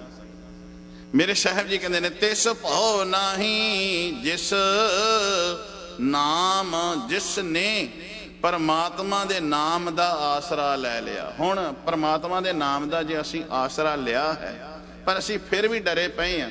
ਧਿਆਨ ਦਿਆ ਜੇ, ਸਾਨੂੰ ਅਜੇ ਸਮਝ ਨਹੀਂ ਫਿਰ ਆਈ। ਕਿਉਂ? ਧਿਆਨ ਦਿਓ। ਸੁਆ ਪਿੰਜਰ ਨਹੀਂ ਖਾਏ ਬਿਲਾਸ। ਹੁਣ ਡਰ ਕਿਵੇਂ ਖਤਮ ਹੋ ਸਕਦਾ? ਸੁਆ ਪਿੰਜਰ, ਸੁਆ ਕਹਿੰਦੇ ਨੇ ਤੋਤੇ ਨੂੰ, ਤੇ ਜਿਹੜਾ ਤੋਤਾ ਹੈ ਉਹ ਪਿੰਜਰੇ 'ਚ ਪਾਇਆ, ਉਹ ਪਿੰਜਰੇ ਦੇ ਵਿੱਚ ਹੈ। ਤੇ 4 ਚੁਫੇਰੇ ਤੋਤਾ ਪਿੰਜਰੇ ਵਿੱਚ ਹੈ, ਤੇ 4 ਚੁਫੇਰੇ ਬਿੱਲਾ ਤੁਰਿਆ ਫਿਰਦਾ ਹੈ। ਹੁਣ ਤੋਤਾ ਪਿੰਜਰੇ ਵਿੱਚ ਹੈ, ਬਿੱਲਾ 4 ਚੁਫੇਰੇ ਉਹਨੂੰ ਖਾਣ ਵਾਲਾ, ਬਿੱਲਾ 4 ਚੁਫੇਰੇ ਕਦੇ ਖੱਬੇ ਕਦੇ ਸੱਜੇ ਇੱਧਰ ਉੱਧਰ ਤੁਰਿਆ ਫਿਰਦਾ। ਤੋਤਾ ਪਿੰਜਰੇ ਵਿੱਚ ਹੈ ਉਹਨੂੰ, ਤੇ ਜੇ ਤੋਤਾ ਪਿੰਜਰੇ ਵਿੱਚ ਬੈਠਾ ਹੋਇਆ ਡਰੀ ਜਾਵੇ ਬਈ ਬਿੱਲਾ ਹੁਣ ਵੀ ਖਾ ਗਿਆ, ਮੈਨੂੰ ਹੁਣ ਵੀ ਖਾ ਗਿਆ, ਤੇ ਉਹਦੀ ਬੇਸਮਝੀ ਹੈ। ਤੋਤਾ ਪਿੰਜਰੇ ਵਿੱਚ ਹੈ, ਬਾਣੀ ਦੀ ਤੁਕ ਹੈ, ਧਿਆਨ ਦਿਆ ਜੇ। ਸੂਬਾ ਪਿੰਜਰ ਨਹੀਂ ਖਾਏ ਬਿਲਾਸ, ਬਿਲਾਸ ਬਿੱਲਾ ਪਲੱਸ ਸਾ ਤੋਂ ਬਿੱਲਾ, ਉਹ ਬਿੱਲਾ ਜਿਹੜਾ ਹੈ ਭਾਵੇਂ ਪਿੰਜਰੇ ਦੇ 4 ਚੁਫੇਰੇ ਤੁਰਿਆ ਫਿਰਦਾ ਹੈ, ਪਰ ਪਿੰਜਰੇ ਦੇ ਵਿੱਚ ਜਿਹੜਾ ਤੋਤਾ ਹੈ ਉਹਨੂੰ ਨਹੀਂ ਖਾ ਸਕਦਾ। ਕਿਉਂ ਨਹੀਂ ਖਾ ਸਕਦਾ ਜੀ? ਕਿਉਂਕਿ ਬਿੱਲਾ ਪਿੰਜਰੇ ਵਿੱਚ ਜਾ ਹੀ ਨਹੀਂ ਸਕਦਾ। ਤੇ ਜੇ ਬਿੱਲਾ ਪਿੰਜਰੇ ਵਿੱਚ ਜਾਏਗਾ ਤਾਂ ਹੀ ਉਹਨੂੰ ਖਾਏਗਾ ਨਾ। ਤੇ ਮੇਰੇ ਸਤਿਗੁਰੂ ਜੀ ਉਦਾਹਰਣ ਦੇ ਰਹੇ ਨੇ ਬੰਦਿਆ, ਪਰ ਜੇ ਬਿੱਲਾ ਪਿੰਜਰੇ ਵਿੱਚ ਹੋਵੇ, ਚੁਫੇਰੇ ਤੋਤਾ, ਬਿੱਲਾ ਪਿੰਜਰੇ ਵਿੱਚ ਹੋਵੇ ਤੇ ਤੋਤਾ ਬਾਹਰ ਹੋਵੇ, ਪਿੰਜਰੇ ਵਿੱਚ ਬਿੱਲਾ ਹੋਵੇ ਤੇ ਤੋਤਾ ਬਾਹਰ ਤੁਰਿਆ ਹੋਵੇ, ਤਾਂ ਵੀ ਉਹਨੂੰ ਕੋਈ ਪਰਵਾਹ ਨਹੀਂ ਵੀ ਬਿੱਲਾ ਪਿੰਜਰੇ ਚੋਂ ਬਾਹਰ ਨਿਕਲ ਹੀ ਨਹੀਂ ਸਕਦਾ ਕਿ ਉਹਨੇ ਪਿੰਜਰੇ 'ਚ ਪਿਆ ਹੋਇਆ ਹੈ। ਇਸ ਤਰ੍ਹਾਂ ਕਰ ਲਓ, ਜੇ ਤੋਤਾ ਪਿੰਜਰੇ ਵਿੱਚ ਹੈ ਤੇ ਬਿੱਲਾ ਬਾਹਰ ਤੁਰਿਆ ਫਿਰਦਾ, ਤੇ ਬਿੱਲਾ ਜਿਹੜਾ ਪਿੰਜਰੇ ਵਿੱਚ ਤੋਤਾ ਹੈ ਜਿਹੜਾ ਉਹਦਾ ਕੁਝ ਵਿਗਾੜ ਹੀ ਨਹੀਂ ਸਕਦਾ। ਕਿਉਂਕਿ ਉਹਨੂੰ ਪਤਾ ਹੈ ਕਿ ਮੈਂ ਪਿੰਜਰੇ ਵਿੱਚ ਹਾਂ। ਪਰ ਜੇ ਤੋਤਾ ਪਿੰਜਰੇ ਵਿੱਚ ਪਿਆ ਹੋਇਆ ਵੀ ਦੁਖੀ ਹੋ ਰਿਹਾ ਹੈ, ਫਿਰ ਇਹ ਸਮਝ ਲਓ ਕਿ ਉਹਨੂੰ ਪਤਾ ਨਹੀਂ ਕਿ ਮੈਂ ਪਿੰਜਰੇ ਦੇ ਵਿੱਚ ਪਿਆ, ਉਹ ਤਾਂ ਦੁਖੀ ਹੋ ਰਿਹਾ। ਕਹਿਣ ਤੋਂ ਭਾਵ ਮੁਰਾਦ ਮੇਰਾ ਕਿ ਜੇ ਅਸੀਂ ਬਾਣੀ ਪੜ੍ਹਦਿਆਂ ਹੋਇਆਂ, ਸਿਮਰਨ ਕਰਦਿਆਂ ਹੋਇਆਂ, ਗੁਰਦੁਆਰੇ ਆਉਂਦਿਆਂ ਹੋਇਆਂ, ਅੰਮ੍ਰਿਤ ਵੇਲਾ ਸੰਭਾਲਦਿਆਂ ਹੋਇਆਂ ਫਿਰ ਵੀ ਅਸੀਂ ਦੁਖੀ ਹਾਂ, ਤੇ ਸਾਨੂੰ ਇਹਦਾ ਮਤਲਬ ਅਜੇ ਤੱਕ ਪਤਾ ਹੀ ਨਹੀਂ ਲੱਗਾ ਅਸੀਂ ਗੁਰੂ ਦੇ ਸ਼ਬਦ ਰੂਪੀ ਪਿੰਜਰੇ ਵਿੱਚ ਪੈ ਗਏ ਹਾਂ। ਤੇ ਜਿਹੜਾ ਗੁਰੂ ਦੇ ਸ਼ਬਦ ਦੇ ਨਾਲ ਜੁੜ ਗਿਆ ਹੈ ਉਹਨੂੰ ਕੋਈ ਭਉ ਨਹੀਂ ਹੋਣਾ ਚਾਹੀਦਾ, ਉਹਨੂੰ ਕੋਈ ਡਰ ਨਹੀਂ ਸਤਾਉਣਾ ਚਾਹੀਦਾ, ਕਿਉਂਕਿ ਉਹਨੂੰ ਆਪਣੇ ਗੁਰੂ ਤੇ ਮਾਣ ਹੋਣਾ ਚਾਹੀਦਾ ਹੈ। ਤੇ ਗੁਰੂ ਪਿਆਰਿਓ, ਅਸੀਂ ਪਿੰਜਰੇ ਵਿੱਚ ਪਤਾ ਕਿਵੇਂ ਪੈਣਾ ਹੈ? ਪਿੰਜਰੇ ਵਿੱਚ ਸਮਝ ਲਓ ਕਿ ਜਿਵੇਂ ਤੋਤਾ ਪਿੰਜਰੇ ਵਿੱਚ ਹੈ, ਉਹਨੂੰ ਡਰ ਨਹੀਂ। ਗੁਰੂ ਕਿਆ ਸਿੱਖਾ, ਜਦੋਂ ਤੂੰ ਸ਼ਬਦ ਰੂਪੀ ਪਿੰਜਰੇ ਵਿੱਚ, ਜਦੋਂ ਤੂੰ ਸਿੱਖੀ ਰੂਪੀ ਪਿੰਜਰੇ ਵਿੱਚ ਪੈ ਜਾਏਗਾ, ਤੈਨੂੰ ਵੀ ਕੋਈ ਡਰ ਨਹੀਂ ਰਹੇਗਾ। ਤੂੰ ਮਰਿਆਦਾ ਰੂਪੀ ਪਿੰਜਰੇ ਦੇ ਵਿੱਚ ਆ। ਮਰਿਆਦਾ ਰੂਪੀ ਪਿੰਜਰਾ ਕਿਹੜਾ ਹੈ? ਤੂੰ ਸਿੱਖੀ ਨੂੰ ਫਾਲੋ ਕਰ। ਜੋ ਮੇਰਾ ਸਤਿਗੁਰੂ ਜੀ ਕਹਿੰਦਾ ਨਾ, ਰਹਿਣੀ ਰਹੇ ਸੋਈ ਸਿੱਖ ਮੇਰਾ, ਜੋ ਰਹਿਤ ਵਿੱਚ ਰਹਿੰਦਾ ਉਹ ਮੇਰਾ ਸਿੱਖ ਹੈ। ਤੇ ਸਿੱਖ ਦੇ ਚਾਰ ਸਵੇਰੇ ਫਿਰ ਪਿੰਜਰਾ ਹੈ। ਰਹਿਣੀ ਰਹੇ ਸੋਈ ਸਿੱਖ ਮੇਰਾ, ਮੇਰਾ ਬਾਪੂ ਕਹਿੰਦਾ ਰਹਿਤ ਪਿਆਰੀ ਮੁਝ ਕੋ, ਮੈਨੂੰ ਸਿੱਖਾ ਤੇਰੀ ਰਹਿਤ ਪਿਆਰੀ ਹੈ। ਸਿੱਖ ਪਿਆਰਾ ਨਾ ਹੈ, ਜਿਹੜਾ ਸਿੱਖ ਉਹ ਹੈ ਜਿਹੜਾ ਰਹਿਤ ਵਿੱਚ ਰਹਿੰਦਾ ਹੈ। ਤੇ ਜਿਹੜਾ ਰਹਿਤ ਵਿੱਚ ਰਹਿੰਦਾ ਹੈ ਫਿਰ ਸਮਝ ਲਓ ਉਹ ਪਿੰਜਰੇ ਦੇ ਵਿੱਚ ਹੈ। ਤੇ ਪਿੰਜਰੇ ਵਿੱਚ ਤੋਤਾ ਪਿਆ ਹੈ ਤੇ ਉਹਨੂੰ ਬਿੱਲਾ ਖਾ ਨਹੀਂ ਸਕਦਾ। ਤੇ ਸਿੱਖਾ, ਜੇ ਤੂੰ ਮਰਿਆਦਾ ਰੂਪੀ ਪਿੰਜਰੇ ਵਿੱਚ ਆ ਜਾਵੇਂ, ਜਾਂ ਤੇਰਾ ਕੁਝ ਕੋਈ ਵਿਗਾੜ ਨਹੀਂ ਸਕਦਾ, ਤੇਰਾ ਕੁਝ ਵੀ ਕੋਈ ਵਿਗਾੜ ਨਹੀਂ ਸਕਦਾ। ਤੂੰ ਮਰਿਆਦਾ ਰੂਪੀ ਪਿੰਜਰੇ ਦੇ ਵਿੱਚ ਜੇ ਤੂੰ ਪੈ ਜਾਵੇਂ। ਪਰ ਪਿੰਜਰੇ ਵਿੱਚ ਜੇ ਕਿਸੇ ਜਾਨਵਰ ਨੂੰ, ਤੋਤੇ ਨੂੰ ਫੜ ਕੇ ਪਾਈਏ, ਪਹਿਲਾਂ ਬੜੇ ਖੰਭ ਮਾਰਦਾ ਹੈ, ਕਹਿੰਦਾ ਮੈਂ ਪਿੰਜਰੇ ਵਿੱਚ ਨਹੀਂ ਰਹਿਣਾ। ਇਹ ਪਿੰਜਰੇ ਵਿੱਚ, ਪਿੰਜਰਾ ਮੈਨੂੰ ਬੜਾ ਔਖਾ ਲੱਗਦਾ ਹੈ, ਇਹਦੇ ਵਿੱਚ ਮੇਰੇ ਤੋਂ ਰਿਹਾ ਨਹੀਂ ਜਾ ਸਕਦਾ। ਪਰ ਜਦੋਂ ਉਹਨੂੰ ਰਹਿਣ ਦੀ ਜਾਚ ਆ ਜਾਏ ਨਾ, ਫਿਰ ਉਹਨੂੰ ਫਿਰ ਆਪਣੇ ਆਪ ਹੀ ਦਰਵਾਜ਼ਾ ਖੁੱਲੇ ਤੇ ਉੱਡ ਕੇ ਆਪਣੇ ਆਪ ਹੀ ਪਿੰਜਰੇ ਵਿੱਚ ਆ ਜਾਂਦਾ। ਉਹਨੂੰ ਪਤਾ ਵੀ ਇੱਥੇ ਬੜਾ ਆਨੰਦ ਹੈ। ਇੱਕ ਹੋਰ ਉਦਾਹਰਣ ਦੇ, ਜਿਵੇਂ ਇੱਕ ਗਲੀ ਦਾ ਕੁੱਤਾ ਹੋਵੇ, ਉਹ ਥਾਂ ਤੇ ਟੁਕੜੇ ਖਾਂਦਾ ਫਿਰਦਾ ਹੈ, ਸੋਟੀਆਂ ਖਾਂਦਾ ਹੈ, ਪਰ ਉਹਦਾ ਢਿੱਡ ਫਿਰ ਨਹੀਂ ਭਰਦਾ। ਪਰ ਉਸੋ ਹੀ ਕੁੱਤਾ ਹੈ ਜਿਹੜਾ ਕਿਸੇ ਮਾਲਕ ਨੇ ਉਹਦੇ ਗਲ ਦੇ ਵਿੱਚ ਪਟਾ ਪਾਇਆ ਹੋਇਆ। ਕੁੱਤਾ ਹੀ ਹੈ, ਗਲ 'ਚ ਇੱਕ ਦੇ ਕੁੱਤੇ ਦੇ ਗਲ 'ਚ ਪਟਾ ਪਿਆ ਤੇ ਉਹ ਲਰਜਰੀ ਗੱਡੀਆਂ 'ਚ ਤੁਰਿਆ ਫਿਰਦਾ ਹੈ ਨਾ। ਉਹਦੇ ਲਈ ਏਸੀ ਵੀ ਲੱਗ ਸਕਦੇ ਨੇ, ਉਹਦੇ ਲਈ ਡਾਕਟਰ ਵੀ ਆ ਸਕਦੇ ਨੇ, ਉਹਨੂੰ ਨਹਾਉਣ ਦਾ ਵੀ ਪ੍ਰਬੰਧ ਹੈ, ਉਹਨੂੰ ਸੰਭਾਲਣ ਦਾ ਵੀ ਪ੍ਰਬੰਧ ਹੈ। ਤੇ ਲੋਕ ਉਹਨੂੰ ਚੁੱਕੀ ਫਿਰਦੇ ਨੇ, ਗੋਦੀ ਦੇ ਵਿੱਚ ਚੁੱਕੀ ਫਿਰਦੇ ਨੇ। ਹੈ ਤੇ ਕੁੱਤਾ ਹੀ ਹੈ। ਫਰਕ ਤੇ ਇੱਕ ਹੀ ਹੈ ਨਾ, ਜਾਨਵਰ ਤੇ ਜਾਨਵਰ ਹੀ ਹੈ ਨਾ। ਪਰ ਇੱਕ ਮਾਲਕ ਦਾ ਬਣ ਗਿਆ, ਇੱਕ ਦੇ ਗਲ ਦੇ ਵਿੱਚ ਪਟਾ ਪੈ ਗਿਆ ਹੈ। ਹੁਣ ਜਿਹਦੇ ਗਲ 'ਚ ਪਟਾ ਪਿਆ ਹੋਇਆ ਹੈ, ਜੇ ਉਸੇ ਨੂੰ ਹੀ ਗਲੀ ਦੇ ਵਿੱਚ ਆਵਾਰਾ ਛੱਡ ਦਈਏ ਕਿ ਉਹ ਆਵਾਰਾ ਖੁਸ਼ ਰਹੇਗਾ? ਉਹ ਤੇ ਮੁੜ ਕੇ ਆਏਗਾ, ਮੁੜ ਕੇ ਆਏਗਾ। ਜਿਹੜਾ ਤੇਰੇ ਘਰ ਵਿੱਚ ਸੁੱਖ ਹੈ ਨਾ, ਜਿਹੜਾ ਗਲ 'ਚ ਪਟਾ ਪਾ ਕੇ ਮੈਨੂੰ ਸੁੱਖ ਮਿਲਿਆ ਨਾ, ਮਰਿਆਦਾ ਵਿੱਚ ਰਹਿ ਕੇ, ਤੇਰੇ ਘਰ ਵਿੱਚ ਰਹਿ ਕੇ, ਹੁਣ ਮੈਨੂੰ ਗਲੀ ਵਿੱਚ ਨਹੀਂ ਮਿਲਦਾ। ਪਰ ਜੇ ਗਲੀ ਦੇ ਨੂੰ ਫੜ ਕੇ ਲਿਆ ਕੇ ਬੰਨ ਦਿਓ ਤੇ ਉਹ ਭੌਂਕ ਕੇ ਤੋੜ ਦੇਗਾ ਰੱਸੀ ਨੂੰ, ਬੰਨ ਦਿਓ ਉਹਨੂੰ, ਮੂੰਹ 'ਚ ਪਾ ਕੇ ਵੱਢਣ ਦੀ ਕੋਸ਼ਿਸ਼ ਕਰੇਗਾ, ਮੈਨੂੰ ਕਿੱਥੇ ਬੰਨ ਦਿੱਤਾ। ਗੱਲ ਇੰਨੀ ਕੀ ਹੈ? ਗੱਲ ਆ ਸਮਝਣ ਵਾਲੀ ਹੈ। ਜੇ ਕਿਧਰੇ ਸਾਨੂੰ ਗੁਰੂ ਦੀ ਰਮਜ ਸਮਝ ਆ ਜਾਏ, ਗੁਰੂ ਦੀ ਮਰਿਆਦਾ ਰੂਪੀ ਪਿੰਜਰੇ ਵਿੱਚ ਸਾਨੂੰ ਰਹਿਣਾ ਆ ਜਾਵੇ, ਤੇ ਫਿਰ ਸਾਰੇ ਭਾਉ, ਸਾਰੇ ਡਰ ਮੁੱਕ ਜਾਣਗੇ। ਪਰ ਸਾਨੂੰ ਆਉਣ ਲੱਗਿਆਂ ਡਰ ਸਤਾਉਂਦਾ ਹੈ ਬਈ ਅਸੀਂ ਇਹ ਨਹੀਂ ਰਹਿ ਸਕਦੇ, ਅਸੀਂ ਗੁਰਦੁਆਰੇ ਨਹੀਂ ਆ ਸਕਦੇ, ਅਸੀਂ ਗੁਰੂ ਦੀ ਗੱਲ ਨਹੀਂ ਮੰਨ ਸਕਦੇ। ਜੇ ਗੁਰੂ ਨੇ ਕਿਹਾ ਹੈ ਅੰਮ੍ਰਿਤ ਛਕੋ, ਅਸੀਂ ਅੰਮ੍ਰਿਤ ਨਹੀਂ ਛਕ ਸਕਦੇ, ਕਿਉਂਕਿ ਸਾਨੂੰ ਡਰ ਲੱਗਦਾ ਪਿਆ। ਪਰ ਜਿਨ੍ਹਾਂ ਨੇ ਗੁਰੂ ਦੀ ਮਰਿਆਦਾ ਨੂੰ ਜੀਵਨ ਦੇ ਵਿੱਚ ਧਾਰਨ ਕਰ ਲਿਆ, ਸੱਚ ਜਾਣਿਓ, ਫਿਰ ਕਹਿੰਦੇ ਨੇ, ਭਗਤ ਰਵਿਦਾਸ ਜੀ ਕਹਿੰਦੇ ਨੇ, ਭਗਤ ਆਖਦਾ ਹੈ ਦਾਤਿਆ ਹੁਣ ਮੇਰੀ ਜਿਹੜੀ ਤੇਰੇ ਨਾਲ ਟੁੱਟੇ ਨਾ, ਮੇਰੀ ਤੇਰੇ ਨਾਲ ਜੁੜ ਗਈ ਹੈ ਤੇ ਹੁਣ ਟੁੱਟੇ ਨਾ, ਕਿਉਂਕਿ ਤੂੰ ਮੇਰੇ ਗਲ ਦੇ ਵਿੱਚੋਂ ਹੁਣ ਇਹ ਪਟਾ ਲਾਵੀਂ ਨਾ। ਮੈਨੂੰ ਬੜਾ ਆਨੰਦ ਆ ਰਿਹਾ ਹੈ, ਮੈਨੂੰ ਬੜਾ ਹੀ ਆਨੰਦ ਆ ਰਿਹਾ ਹੈ। ਜੇ ਤੂੰ ਪਟਾ ਲਾ ਦਿੱਤਾ ਤੇ ਮੈਂ ਕਿਸੇ ਥਾਂ ਜੋਗਾ ਨਹੀਂ ਰਹਿਣਾ। ਹੁਣ ਵੇਖੋ, ਕਿਸੇ ਕੁੱਕਰ ਨੂੰ ਕੋਈ ਸੋਟੀਆਂ ਮਾਰੇ, ਕੋਈ ਚਪੇੜਾ ਮਾਰੇ, ਤੇ ਉਹ ਚੂੰ ਚੂੰ ਕਰਦਾ ਆਪਣੇ ਮਾਲਕ ਦੇ ਪੈਰਾਂ ਵਿੱਚ ਫਿਰ ਡਿੱਗਦਾ ਹੈ। ਮੇਰਾ ਕਹਿਣ ਤੋਂ ਭਾਵ ਹੈ ਸਿੱਖਾ, ਗੁਰੂ ਕੀ ਸ਼ਰਨ ਦੇ ਵਿੱਚ ਆਪਣੇ ਆਪ ਨੂੰ ਇਵੇਂ ਜਿਹਾ ਬੇਸਮਝ ਤੇ ਅਣਜਾਣ ਜਾਣ ਕੇ, ਜੇ ਤੈਨੂੰ ਗੁਰੂ ਝਿੜਕੇ ਤਾਂ ਵੀ ਨਾ ਕਿਸੇ ਦਰ ਤੇ ਜਾਵੀਂ, ਤਾਂ ਵੀ ਵਾਰ-ਵਾਰ ਗੁਰੂ ਦੇ ਦਰ ਤੇ ਡਿੱਗੀ, ਸਤਿਗੁਰੂ ਮੈਂ ਤੇਰੇ ਦਰ ਤੋਂ ਇਲਾਵਾ ਹੋਰ ਜਾਵਾਂ ਵੀ ਕਿੱਧਰ। ਅਸੀਂ ਗੁਰੂ ਦੇ ਸਿੱਖ ਹਨ ਤੇ ਭਾਈ ਲਹਿਣਾ ਜੀ ਸਿੱਖ ਹੀ ਸਨ। ਜਦੋਂ ਸਿੱਖਿਆ ਲਈ ਤੇ ਅੰਦਰ ਆਪਣੇ ਸਿੱਖਿਆ ਵਸਾ ਲਈ, ਤੇ ਗੁਰੂ ਨਾਨਕ ਸਾਹਿਬ ਮਹਾਰਾਜ ਨੇ ਕਿੰਨਾ ਚਿਰ ਭਾਈ ਲਹਿਣਾ ਜੀ ਨੇ ਸੇਵਾ ਕੀਤੀ। ਉਸ ਸੇਵਾ ਨੂੰ ਜਦੋਂ ਫਲ ਲੱਗਾ ਤੇ ਫਿਰ ਇਮਤਿਹਾਨ ਵੀ ਹੋ ਗਿਆ ਸ਼ੁਰੂ, ਇਮਤਿਹਾਨ ਹੋਣਾ ਸ਼ੁਰੂ ਹੋਇਆ। ਤੇ ਕਿਧਰੇ ਸਤਿਗੁਰੂ ਜੀ ਅੱਜ ਮਾਇਆ ਨੂੰ ਸੁੱਟ ਦਿੱਤੀ, ਕੋਈ ਮਾਇਆ ਚੁੱਕ ਕੇ ਲੈ ਗਿਆ। ਬਾਣੀ ਵਿੱਚ ਪੜ੍ਹਦੇ ਨਾ, ਧਾਨਕ ਰੂਪ ਕਰਤਾਰ ਨੇ ਧਾਰਨ ਕ ਰੂਪ, ਭਿਆਨਕ ਜਿਹਾ ਰੂਪ ਧਾਰਨ ਕਰ ਲਿਆ। ਤੇ ਕਈਆਂ ਮਾਇਆ ਸੁੱਟੀ, ਕਈ ਮਾਇਆ ਲੈ ਕੇ ਚਲੇ ਗਏ। ਕਈਆਂ ਨੂੰ ਸਤਿਗੁਰੂ ਜੀ ਸੋਟੇ ਮਾਰੇ, ਸੋਟੇ ਖਾ ਕੇ ਚਲੇ ਗਿਆ। ਸਾਰੇ ਮੁੜ ਮੁੜ ਗਏ। ਬਾਬਾ ਲਹਿਣਾ ਜੀ ਪਿੱਛੇ ਪਿੱਛੇ ਤੁਰੇ ਆ ਰਹੇ ਨੇ। ਕਹਿਣ ਲੱਗੇ, ਪੁਰਖਾ ਤੂੰ ਕਿਉਂ ਨਹੀਂ ਗਿਆ? ਕਹਿੰਦਾ, ਕਿਸ ਹੀ ਕੋਈ ਕੋਏ। ਦਾਤਾ ਜੀ ਕਿਸੇ ਦਾ ਕੋਈ ਹੋਵੇਗਾ, ਕਿਸੇ ਦਾ ਕੋਈ ਹੋਵੇਗਾ, ਮੇਰਾ ਤੇ ਕੋਈ ਨਾ ਘਰ ਹੈ, ਨਾ ਥੇੜਾ ਹੈ, ਨਾ ਦਰ ਹੈ, ਮੇਰਾ ਕੋਈ ਨਹੀਂ ਹੈ ਸੰਸਾਰ ਦੇ ਵਿੱਚ ਤੁਹਾਡੇ ਤੋਂ ਇਲਾਵਾ। ਕਿਸ ਹੀ ਕੋਈ ਕੋਏ ਮੰਝ ਨਿਮਾਣੀ ਇੱਕ ਤੂੰ, ਮੇਰੀ ਜ਼ਿੰਦੜੀ ਦਾ ਕੇਵਲ ਸਹਾਰਾ ਤੂੰ ਹੀ ਹੈ, ਤੇ ਮੈਂ ਤੇਰੇ ਤੋਂ ਇਲਾਵਾ ਹੋਰ ਜਾਵਾਂ ਵੀ ਕਿਧਰੇ? ਮੇਰਾ ਕੋਈ ਨਹੀਂ ਹੈ, ਮੈਂ ਕਿੱਧਰ ਜਾਵਾਂ? ਮੈਂ ਦੱਸ। ਤੇ ਗੁਰੂ ਨੇ ਫੜ ਕੇ ਬਾਹੋਂ ਆਪਣੇ ਅੰਗਾਂ ਨਾਲ ਲਾਇਆ ਤੇ ਧੰਨ ਧੰਨ ਸਾਹਿਬ ਸ੍ਰੀ ਗੁਰੂ ਅੰਗਦ ਬਣਾ ਦਿੱਤਾ। ਜਦੋਂ ਕਿਹਾ ਮੇਰਾ ਹੋਰ ਕੋਈ ਨਹੀਂ ਹੈ, ਮੇਰਾ ਤੇਰੇ ਤੋਂ ਇਲਾਵਾ ਹੋਰ ਹੈ ਹੀ ਨਹੀਂ ਹੈ, ਮੈਂ ਕਿਹਦੇ ਦਰ ਤੇ ਜਾਵਾਂ? ਮੇਰਾ ਸੰਸਾਰ ਵਿੱਚ ਕੋਈ ਨਹੀਂ ਹੈ। ਕਿਸੇ ਦਾ ਘਰ ਹੋਵੇਗਾ, ਕਿਸੇ ਦਾ ਦਰ ਹੋਵੇਗਾ, ਕਿਸੇ ਦਾ ਪਰਿਵਾਰ ਹੋਵੇਗਾ, ਸੰਸਾਰ ਵਿੱਚ ਕਿਸੇ ਦਾ ਸਹਾਰਾ ਕੋਈ ਹੋਵੇਗਾ, ਕਿਸੇ ਦਾ ਕੋਈ। ਦਾਤਿਆ ਮੇਰਾ ਸਹਾਰਾ ਤੇ ਕੇਵਲ ਤੂੰ ਹੀ ਹੈ। ਹੁਣ ਕਦੀ ਆਪਾਂ ਅੰਦਰੋਂ ਭਿੱਜ ਕੇ ਕਹੀਏ ਧੰਨ ਗੁਰੂ ਗ੍ਰੰਥ ਸਾਹਿਬ ਮਹਾਰਾਜ ਸਾਡਾ ਸਹਾਰਾ ਕੇਵਲ ਤੇ ਕੇਵਲ ਤੂੰ ਹੀ ਹੋ। ਤਿਸ ਭਉ ਨਾਹੀ ਜਿਸ ਨਾਮ ਆਧਾਰਾ, ਜਿਸ ਨੇ ਪ੍ਰਮਾਤਮਾ ਦੇ ਨਾਮ ਦਾ ਆਸਰਾ ਲੈ ਲਿਆ ਹੈ, ਉਹਦੇ ਅੰਦਰ ਦਾ ਭਉ ਨਹੀਂ। ਉਹ ਭਾਵਨਾ ਵਿੱਚ, ਭਉ ਵਿੱਚ ਜੀਣ ਲੱਗ ਪੈਂਦਾ ਹੈ। ਭਉ ਭਾਉ, ਭਉ ਡਰ ਤੇ ਭਾਉ ਅਦਬ, ਅਦਬ ਦੇ ਵਿੱਚ ਫਿਰ ਜੀਵਨ ਲੱਗ ਪੈਂਦਾ ਹੈ। ਅੰਦਰ ਦਾ ਜਿਹੜਾ ਡਰ ਹੈ ਨਾ, ਉਹ ਨਿਕਲ ਜਾਂਦਾ ਹੈ ਭਉ ਵਿੱਚ ਰਹਿਣਾ। ਭਉ ਡਰ ਹੋ ਗਿਆ ਤੇ ਇੱਕ ਭਾਉ ਅਦਬ ਹੋ ਗਿਆ, ਅਦਬ ਦੇ ਵਿੱਚ ਜੀਵਨ ਲੱਗ ਪੈਂਦਾ।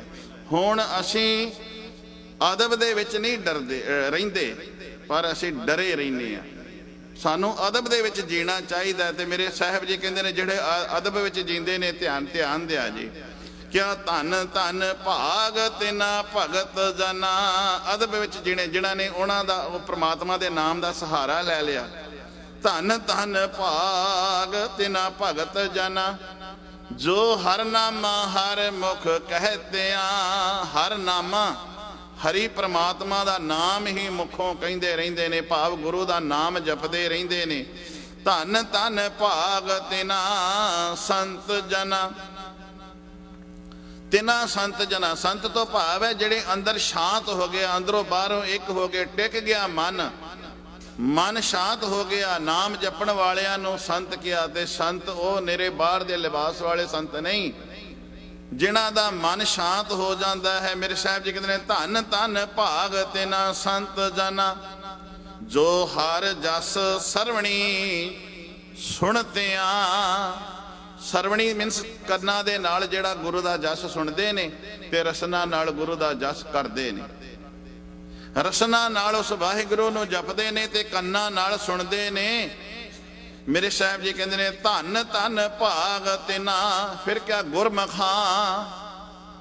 ਹੁਣ ਧਿਆਨ ਦਿਆ ਜੇ, ਧੰਨ ਧੰਨ ਭਾਗ ਤਿਨਾ ਗੁਰਮਖਾਂ। ਉਹ ਗੁਰਮਖਾਂ ਦੇ ਭਾਗ ਵੱਡੇ ਹਨ, ਜੋ ਗੁਰ ਚਰਣੀ ਸਿੱਖ ਪੜਤਿਆਂ। ਜਿਹੜੇ ਗੁਰੂ ਦੇ ਚਰਨਾਂ ਵਿੱਚ ਆ ਕੇ ਢਹਿ ਪੈਂਦੇ ਨੇ।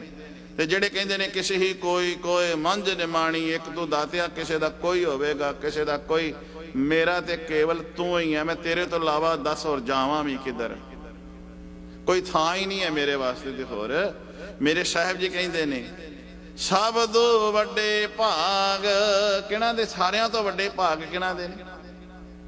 ਸਭ ਤੋਂ ਵੱਡੇ ਭਾਗ ਗੁਰ ਸਿੱਖਾਂ ਕੇ। ਗੁਰੂ ਦੇ ਸਿੱਖਾਂ ਦੇ ਸਾਰਿਆਂ ਤੋਂ ਵੱਡੇ ਭਾਗ ਨੇ ਜਿਨ੍ਹਾਂ ਨੇ ਗੁਰੂ ਦੀ ਸਿੱਖਿਆ ਨੂੰ ਲੈ ਲਿਆ, ਜਿਨ੍ਹਾਂ ਨੇ ਗੁਰੂ ਦੀ ਸਿੱਖਿਆ ਨੂੰ ਗ੍ਰਹਿਣ ਕਰ ਲਿਆ। ਜੋ ਗੁਰ ਚਰਣੀ, ਗੁਰੂ ਦੇ ਚਰਣੀ, ਜਿਹੜੇ ਗੁਰੂ ਦੇ ਚਰਣੀ ਲੱਗ ਗਏ ਨੇ। ਤੇ ਜਿਹੜੇ ਗੁਰੂ ਦੇ ਚਰਣੀ ਪਤਾ ਕੌਣ ਲੱਗਦਾ? ਜੋ ਗੁਰ ਚਰਣੀ ਸਿੱਖ ਪੜ੍ਹਤਿਆਂ, ਜਿਹੜੇ ਗੁਰੂ ਚਰਨਾਂ ਦੇ ਵਿੱਚ ਆ ਪਏ ਨੇ ਤੇ ਗੁਰੂ ਸ਼ਬਦ ਨੂੰ ਪੜ੍ਹਦੇ ਤੇ ਸੁਣਦੇ ਨੇ। ਕਈ ਵਾਰੀ ਕਹਿੰਦੇ ਆ ਨਾ ਵੀ ਆਪਾਂ ਬਾਬੇ ਦੇ ਚਰਣੀ ਲੱਗਣਾ।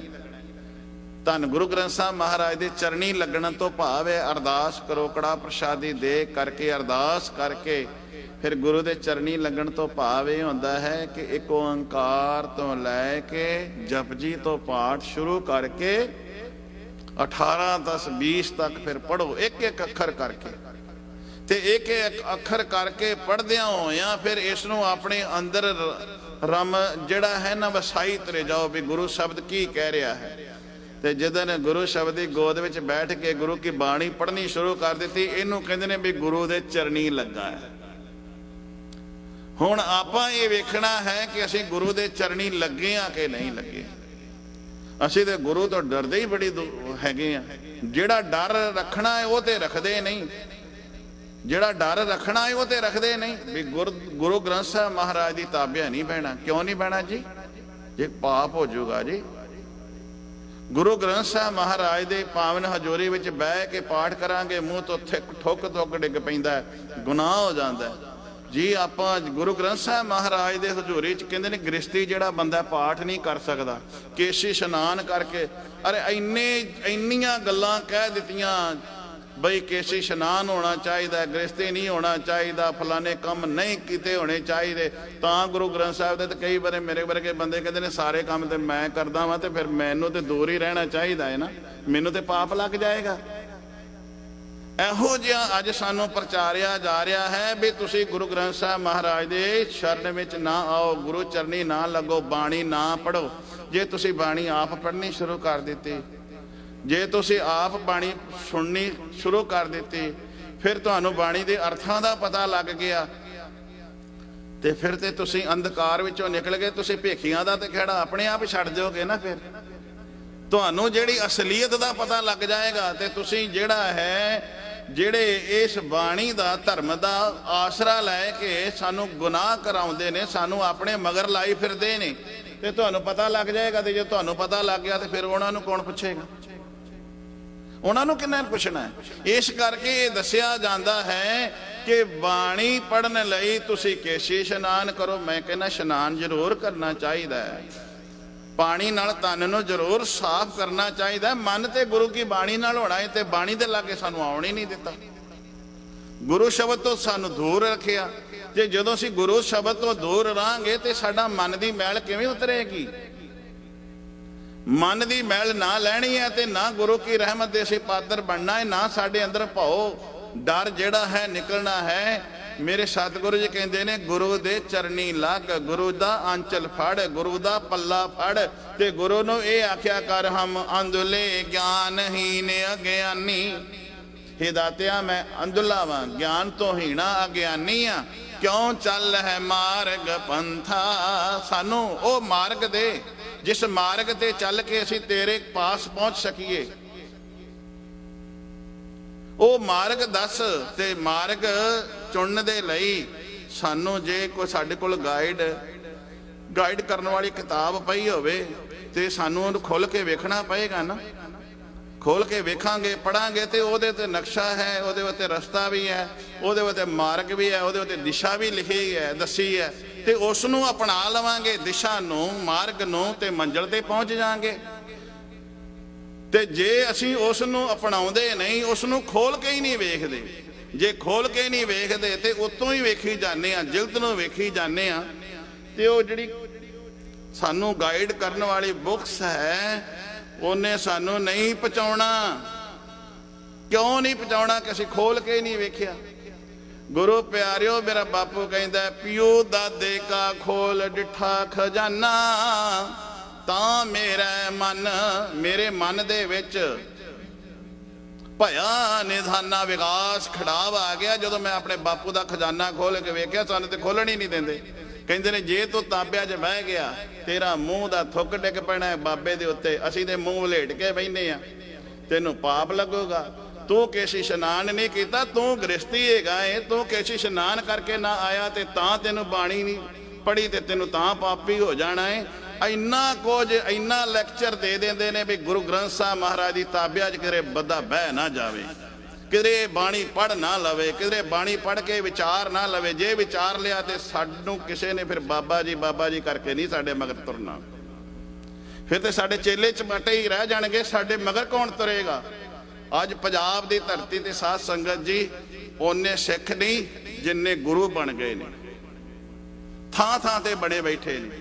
ਤੇ ਮੇਰਾ ਸਤਿਗੁਰੂ ਕਹਿੰਦਾ ਸਭ ਸਿੱਖਣ ਕੋ ਹੁਕਮ ਹੈ, ਗਾਉਂਦੇ ਰੋਜ਼ ਹੀ ਆ, ਸਾਰਿਆਂ ਸਿੱਖਾਂ ਨੂੰ ਹੁਕਮ ਹੈ। ਗੁਰੂ ਮਾਨਿਓ ਕੌਣ? ਗ੍ਰੰਥ ਧੰਨ ਗੁਰੂ ਗ੍ਰੰਥ ਬਾਣੀ ਬਿਰਲੋ ਵਿਚਾਰ ਸੀ। ਕੋਈ ਵਿਰਲਾ ਹੀ ਹੈ ਜਿਹੜਾ ਬਾਣੀ ਨੂੰ ਵਿਚਾਰਦਾ ਹੈ। ਤੇ ਜਿਹੜਾ ਵਿਚਾਰੇਗਾ ਉਹਦਾ ਭਾਉ ਕਿਉਂ ਨਾ ਜਾਏਗਾ ਜੀ, ਉਹਦਾ ਡਰ ਕਿਉਂ ਨਾ ਅੰਦਰੋਂ ਜਾਏਗਾ। ਜਿਹੜਾ ਪੜ੍ਹੇਗਾ ਉਹ ਅਮਲ ਕਰੇਗਾ ਤੇ ਉਹਦਾ ਜੀਵਨ ਸੁਖੈਨ ਕਿਉਂ ਨਾ ਹੋਵੇਗਾ। ਪਰ ਗੱਲ ਕੀ ਹੈ, ਅਸੀਂ ਬਾਣੀ ਦੇ ਨੇੜੇ ਆਉਂਦੇ ਹੀ ਨਹੀਂ, ਸਾਨੂੰ ਨੇੜੇ ਕੋਈ ਆਉਣ ਦਿੰਦਾ ਹੀ ਨਹੀਂ। ਕਹਿੰਦਾ ਮਾਲਾ ਕਮਾਈ ਜਾ, ਸਵੇਰੇ ਮੂਲ ਮੰਤਰ ਦਾ ਪਾਠ ਕਰ ਲਿਆ ਕਰ ਬਸ ਇੰਨੀ ਵਾਰੀ। ਚੰਗੀ ਗੱਲ ਹੈ, ਮੈਂ ਨਹੀਂ ਕਹਿੰਦਾ ਮੂਲ ਮੰਤਰ ਦਾ ਪਾਠ ਨਾ ਕਰੋ, ਵਾਹਿਗੁਰੂ ਦਾ ਜਾਪ ਕਰਿਆ ਕਰੋ, ਵਾਹਿਗੁਰੂ ਵਾਹਿਗੁਰੂ ਵਾਹਿਗੁਰੂ ਅੱਧਾ ਘੰਟਾ, ਬਸ ਅੱਧਾ ਘੰਟਾ ਮਾਲਾ ਕਮਾਓ, ਵਾਹਿਗੁਰੂ ਵਾਹਿਗੁਰੂ ਕਰੋ। ਗੁਰੂ ਗ੍ਰੰਥ ਸਾਹਿਬ ਮਹਾਰਾਜ ਦੀ ਬਾਣੀ ਨਹੀਂ ਪੜ੍ਹਨੀ ਤੁਸੀਂ। ਗੁਰੂ ਗ੍ਰੰਥ ਸਾਹਿਬ ਮਹਾਰਾਜ ਦੀ ਤਾਬਿਆਂ ਨੂੰ ਪਤਾ ਵੀ ਵਾਹਿਗੁਰੂ ਵਾਹਿਗੁਰੂ ਮਾਲਾ ਕਮਾਈ ਜਾਏਗਾ, ਨਾ ਇਹਨੂੰ ਗਿਆਨ ਆਉਣਾ, ਨਾ ਇਹਨੂੰ ਸਮਝ ਆਉਣੀ। ਜੇ ਬਾਣੀ ਪੜ੍ਹਨੀ ਸ਼ੁਰੂ ਕਰ ਦਿੱਤੀ ਇਹਨੂੰ ਸਮਝ ਆਉਣੀ ਸ਼ੁਰੂ ਹੋ ਜਾਣੀ ਹੈ। ਫਿਰ ਸਾਡੀ ਕਿਵੇਂ ਦੁਕਾਨਦਾਰੀ ਚੱਲਣੀ ਹੈ, ਸਾਨੂੰ ਕਿਹਨੇ ਪੁੱਛਣਾ ਹੈ। ਉਹ ਗੁਰੂ ਪਿਆਰਿਓ, ਮੇਰੇ ਸਤਿਗੁਰੂ ਜੀ ਕਹਿੰਦੇ ਨੇ ਜੇ ਤੂੰ ਭਉ ਤੋਂ ਰਹਿਤ ਹੋਣਾ, ਨਿਰਭਉ ਨਾਲ ਜੁੜ। ਨਿਰਭਉ ਬਾਣੀ ਵਿਚਾਰਿਆ ਕਰ, ਪਾਣੀ ਨਾਲ ਨਹਾਇਆ ਕਰ ਤੇ ਬਾਣੀ ਗੁਰੂ ਕੀ ਗਾਇਆ ਕਰ। ਮੇਰੇ ਸਾਹਿਬ ਜੀ ਕਹਿੰਦੇ ਨੇ ਭਉ ਨਾ ਵਿਆਪੈ, ਫਿਰ ਕੀ ਹੋਵੇਗਾ ਤੇਰੀ ਸ਼ਰਣਾ। ਜਦੋਂ ਗੁਰੂ ਦੀ ਚਰਣੀ ਲੱਗੇਗਾ ਫਿਰ ਤੈਨੂੰ ਕੋਈ ਡਰ ਨਹੀਂ ਸਤਾਏਗਾ, ਤੇਰੇ ਅੰਦਰੋਂ ਭਉ ਨਿਕਲ ਜਾਏਗਾ। ਜੋ ਤੁਧ ਭਾਵੈ ਸੋਈ ਕਰਨਾ। ਫਿਰ ਤੂੰ ਕਵੇਂਗਾ ਜਦ ਦੋ ਦਾਤਾ ਕਰ ਰਿਹਾ ਹੈ, ਫਿਰ ਉਸ ਦੇ ਵਿੱਚ ਤੂੰ ਰਾਜੀ ਰਹਿਣਾ ਸ਼ੁਰੂ ਕਰ ਦੇਗਾ। ਰਹਾਓ ਸੋਗ ਹਰਖ, ਸੋਗ ਗਮ ਜਿਹਨੂੰ ਅਸੀਂ ਭਉ ਕਹਿ ਰਹੇ ਹਾਂ, ਡਰ। ਹਰਖ ਖੁਸ਼ੀ, ਸੋਗ ਹਰਖ ਮੈਂ ਆਵਣ ਜਾਣਾ। ਨਹੀਂ ਤਾਂ ਮਨੁੱਖ ਖੁਸ਼ੀ ਅਤੇ ਗਮੀ ਦੇ ਵਿੱਚ ਲੱਗਾ ਰਹਿੰਦਾ ਹੈ, ਕਦੀ ਅਪ ਕਦੀ ਡਾਊਨ, ਕਦੀ ਤੋਲਾ ਕਦੀ ਮਾਸਾ। ਜੇ ਮਿਲ ਜਾਏ ਤੇ ਬੜਾ ਖੁਸ਼ ਹੋ ਜਾਂਦਾ, ਚਲੇ ਜਾਏ ਤੇ ਰੋਣ ਲੱਗ ਪੈਂਦਾ। ਮੇਰੇ ਸਾਹਿਬ ਜੀ ਕਹਿੰਦੇ ਨੇ ਸੋਗ ਹਰਖ ਮੈਂ ਆਵਣ ਜਾਣਾ, ਤਿੰਨ ਸੁਖ ਪਾਇਆ। ਕਿੰਨੇ ਜੀ? ਜੋ ਪ੍ਰਭ ਭਾਣਾ। ਜਿਹੜੇ ਰੱਬ ਦੀ ਰਜ਼ਾ ਵਿੱਚ ਰਹਿੰਦੇ ਨੇ, ਰੱਬ ਦੇ ਭਾਣੇ ਨੂੰ ਮੰਨਦੇ ਨੇ, ਉਹ ਸੁਖੀ ਰਹਿੰਦੇ ਨੇ। ਤੇ ਰੱਬ ਦਾ ਭਾਣਾ ਤੇ ਤਾਂ ਹੀ ਮੰਨਾਂਗੇ ਜੇ ਗਿਆਨ ਹੋਵੇਗਾ, ਗੁਰੂ ਕੀ ਸ਼ਰਨ ਵਿੱਚ ਆਵਾਂਗੇ, ਜੇ ਬਾਣੀ ਪੜਾਂਗੇ, ਜੇ ਸਾਨੂੰ ਇਹ ਪਤਾ ਲੱਗ ਜਾਏਗਾ ਜੰਮਣ ਮਰਨਾ ਹੁਕਮ ਹੈ, ਭਾਣੇ ਆਵੇ ਜਾਏ। ਮਤ ਮੈਂ ਪਿਛੇ ਕੋਈ ਰੋਬ ਸੀ। ਜਦੋਂ ਗੁਰੂ ਨੇ ਕਿਹਾ ਮੇਰੇ ਮਗਰੋਂ ਕੋਈ ਨਾ ਰੋਇਆ ਜੇ, ਤੇ ਜਦੋਂ ਇਹ ਗੱਲ ਨੂੰ ਪੜਾਂਗੇ ਤਾਂ ਹੀ ਤਾਂ ਸਮਝਾਂਗੇ ਨਾ, ਫਿਰ ਹੀ ਅੰਦਰ ਦਾ ਡਰ ਨਿਕਲੇਗਾ ਨਾ। ਮੇਰੇ ਪਾਤਸ਼ਾਹ ਕਹਿੰਦੇ ਨੇ ਤੇ ਜਦੋਂ ਇਹ ਅੰਦਰ ਦਾ ਡਰ ਨਿਕਲ ਗਿਆ, ਫਿਰ ਤਿੰਨ ਸੁਖ ਪਾਇਆ। ਜੋ ਪ੍ਰਭ ਭਾਣਾ, ਜਿਨੇ ਰੱਬ ਦਾ ਭਾਣਾ ਮੰਨਿਆ। ਅਗਨ ਸਾਗਰ ਮਹਿ ਵਿਆਪੈ ਮਾਇਆ। ਨਹੀਂ ਤੇ ਇਸ ਸੰਸਾਰ ਜਗਤ ਵਿੱਚ ਮਾਇਆ ਨੇ ਜ਼ੋਰ ਸਾਰਿਆਂ ਤੇ ਪਾਇਆ ਹੋਇਆ, ਸਾਰਿਆਂ ਨੂੰ ਛੜਿਆ ਹੋਇਆ ਹੈ। ਮੇਰਾ ਸਤਿਗੁਰੂ ਕਹਿੰਦੇ ਨੇ ਸੇ ਸੀਤਲ ਜਿਨ ਸਤਿਗੁਰ ਪਾਇਆ। ਜਿਸ ਨੇ ਸਤਿਗੁਰੂ ਨੂੰ, ਸੱਚਾ ਗੁਰੂ, ਚੰਗੀ ਸਿੱਖਿਆ ਦੇਣ ਵਾਲਾ, ਛੱਡਦੇ ਹੋਰ ਮਾੜਿਆਂ ਦਾ ਖਹਿੜਾ। ਜਿਨ ਸਤਿਗੁਰ, ਸਤਿਗੁਰ ਦਾ ਅਰਥ ਕਰਾਂਗੇ ਸੱਚਾ ਗੁਰੂ, ਚੰਗੀ ਸਿੱਖਿਆ ਦੇਣ ਵਾਲਾ। ਪਾਇਆ, ਜਿਨ੍ਹਾਂ ਨੇ ਪਾਇਆ। ਸੇ ਸੀਤਲ, ਉਹਨਾਂ ਦੇ ਮਨ ਦੇ ਵਿੱਚ ਅੰਦਰ ਠੰਡ ਪੈਂਦੀ ਹੈ, ਨਹੀਂ ਤੇ ਸਾਰੇ ਤਪਦੇ ਰਹਿੰਦੇ ਨੇ, ਸਾਰੇ ਵਿਲਕਦੇ ਰਹਿੰਦੇ ਨੇ। ਰਾਖ ਲਏ ਪ੍ਰਭ ਰਾਖਣ ਹਾਰਾ, ਕਹੋ ਨਾਨਕ ਕਿਆ ਜੰਤ ਵਿਚਾਰਾ। ਗੁਰੂ ਅੱਗੇ ਤਰਲਾ ਲਿਆ ਕਰ ਪਾਤਸ਼ਾਹ, ਅਸੀਂ ਤੇ ਇੱਕ ਜੰਤ ਹਾਂ। ਜੰਤ ਟੂਟ ਜਦੋਂ ਜੰਤਰ ਜਿਹੜੀ ਤਾਰ ਟੁੱਟ ਜਾਏ ਨਾ ਤੇ ਉਹ ਜੰਤਰ ਵੱਜਦਾ ਨਹੀਂ। ਆਵਾਜ਼ਾਂ ਵੀ ਹੈ ਨਾ ਜਿਹੜੇ ਵਜਾਉਂਦੇ ਨੇ ਨਾ ਰਾਗੀ, ਮਾਰਦੇ ਨੇ, ਪੱਖਾ ਰੱਖਦੇ ਨੇ ਸੁਰਾਂ ਦੇ ਉੱਤੇ ਹੱਥ ਤੇ ਵਿੱਚੋਂ ਰਾਗ ਨਿਕਲਦੇ ਨੇ। ਕਿਆ ਦਾਤਿਆ ਅਸੀਂ ਤੇ ਇੱਕ ਉਹ ਜੰਤਰ ਹਾਂ, ਵਜਾਉਣ ਵਾਲਾ ਤੂੰ ਹੈ। ਜੇ ਤੂੰ ਵਜਾਏਂਗਾ ਤੇ ਤਾਂ ਵੱਜਾਂਗੇ, ਜੇ ਤੂੰ ਨਾ ਵਜਾਇਆ ਤੇ ਅਸੀਂ ਬਹਿ ਜਾਾਂਗੇ। ਅਸੀਂ ਜੰਤ ਬਣ ਜਾਈਏ, ਜੰਤਰ ਬਣ ਜਾਈਏ ਤੇ ਵਜਾਉਣ ਵਾਲੇ ਨੂੰ ਕਹੀਏ ਦਾਤਿਆ ਤੂੰ ਵਜਾ ਸਾਨੂੰ। ਤੇ ਜਿਹੜੇ ਵਜਾਏਗਾ ਨਾ ਫਿਰ ਉਧਰੋਂ ਸਾਡੇ ਅੰਦਰੋਂ ਰਾਗ ਨਿਕਲਣ ਲੱਗ ਪਏਗਾ, ਗੁਰੂ का शब्द निकलने लग पएगा, फिर भौ खत्म हो जाएगा, फिर साढ़े अंदर अदब आ जाएगा। वाहिगुरु जी का खालसा, वाहिगुरु जी की फतेह।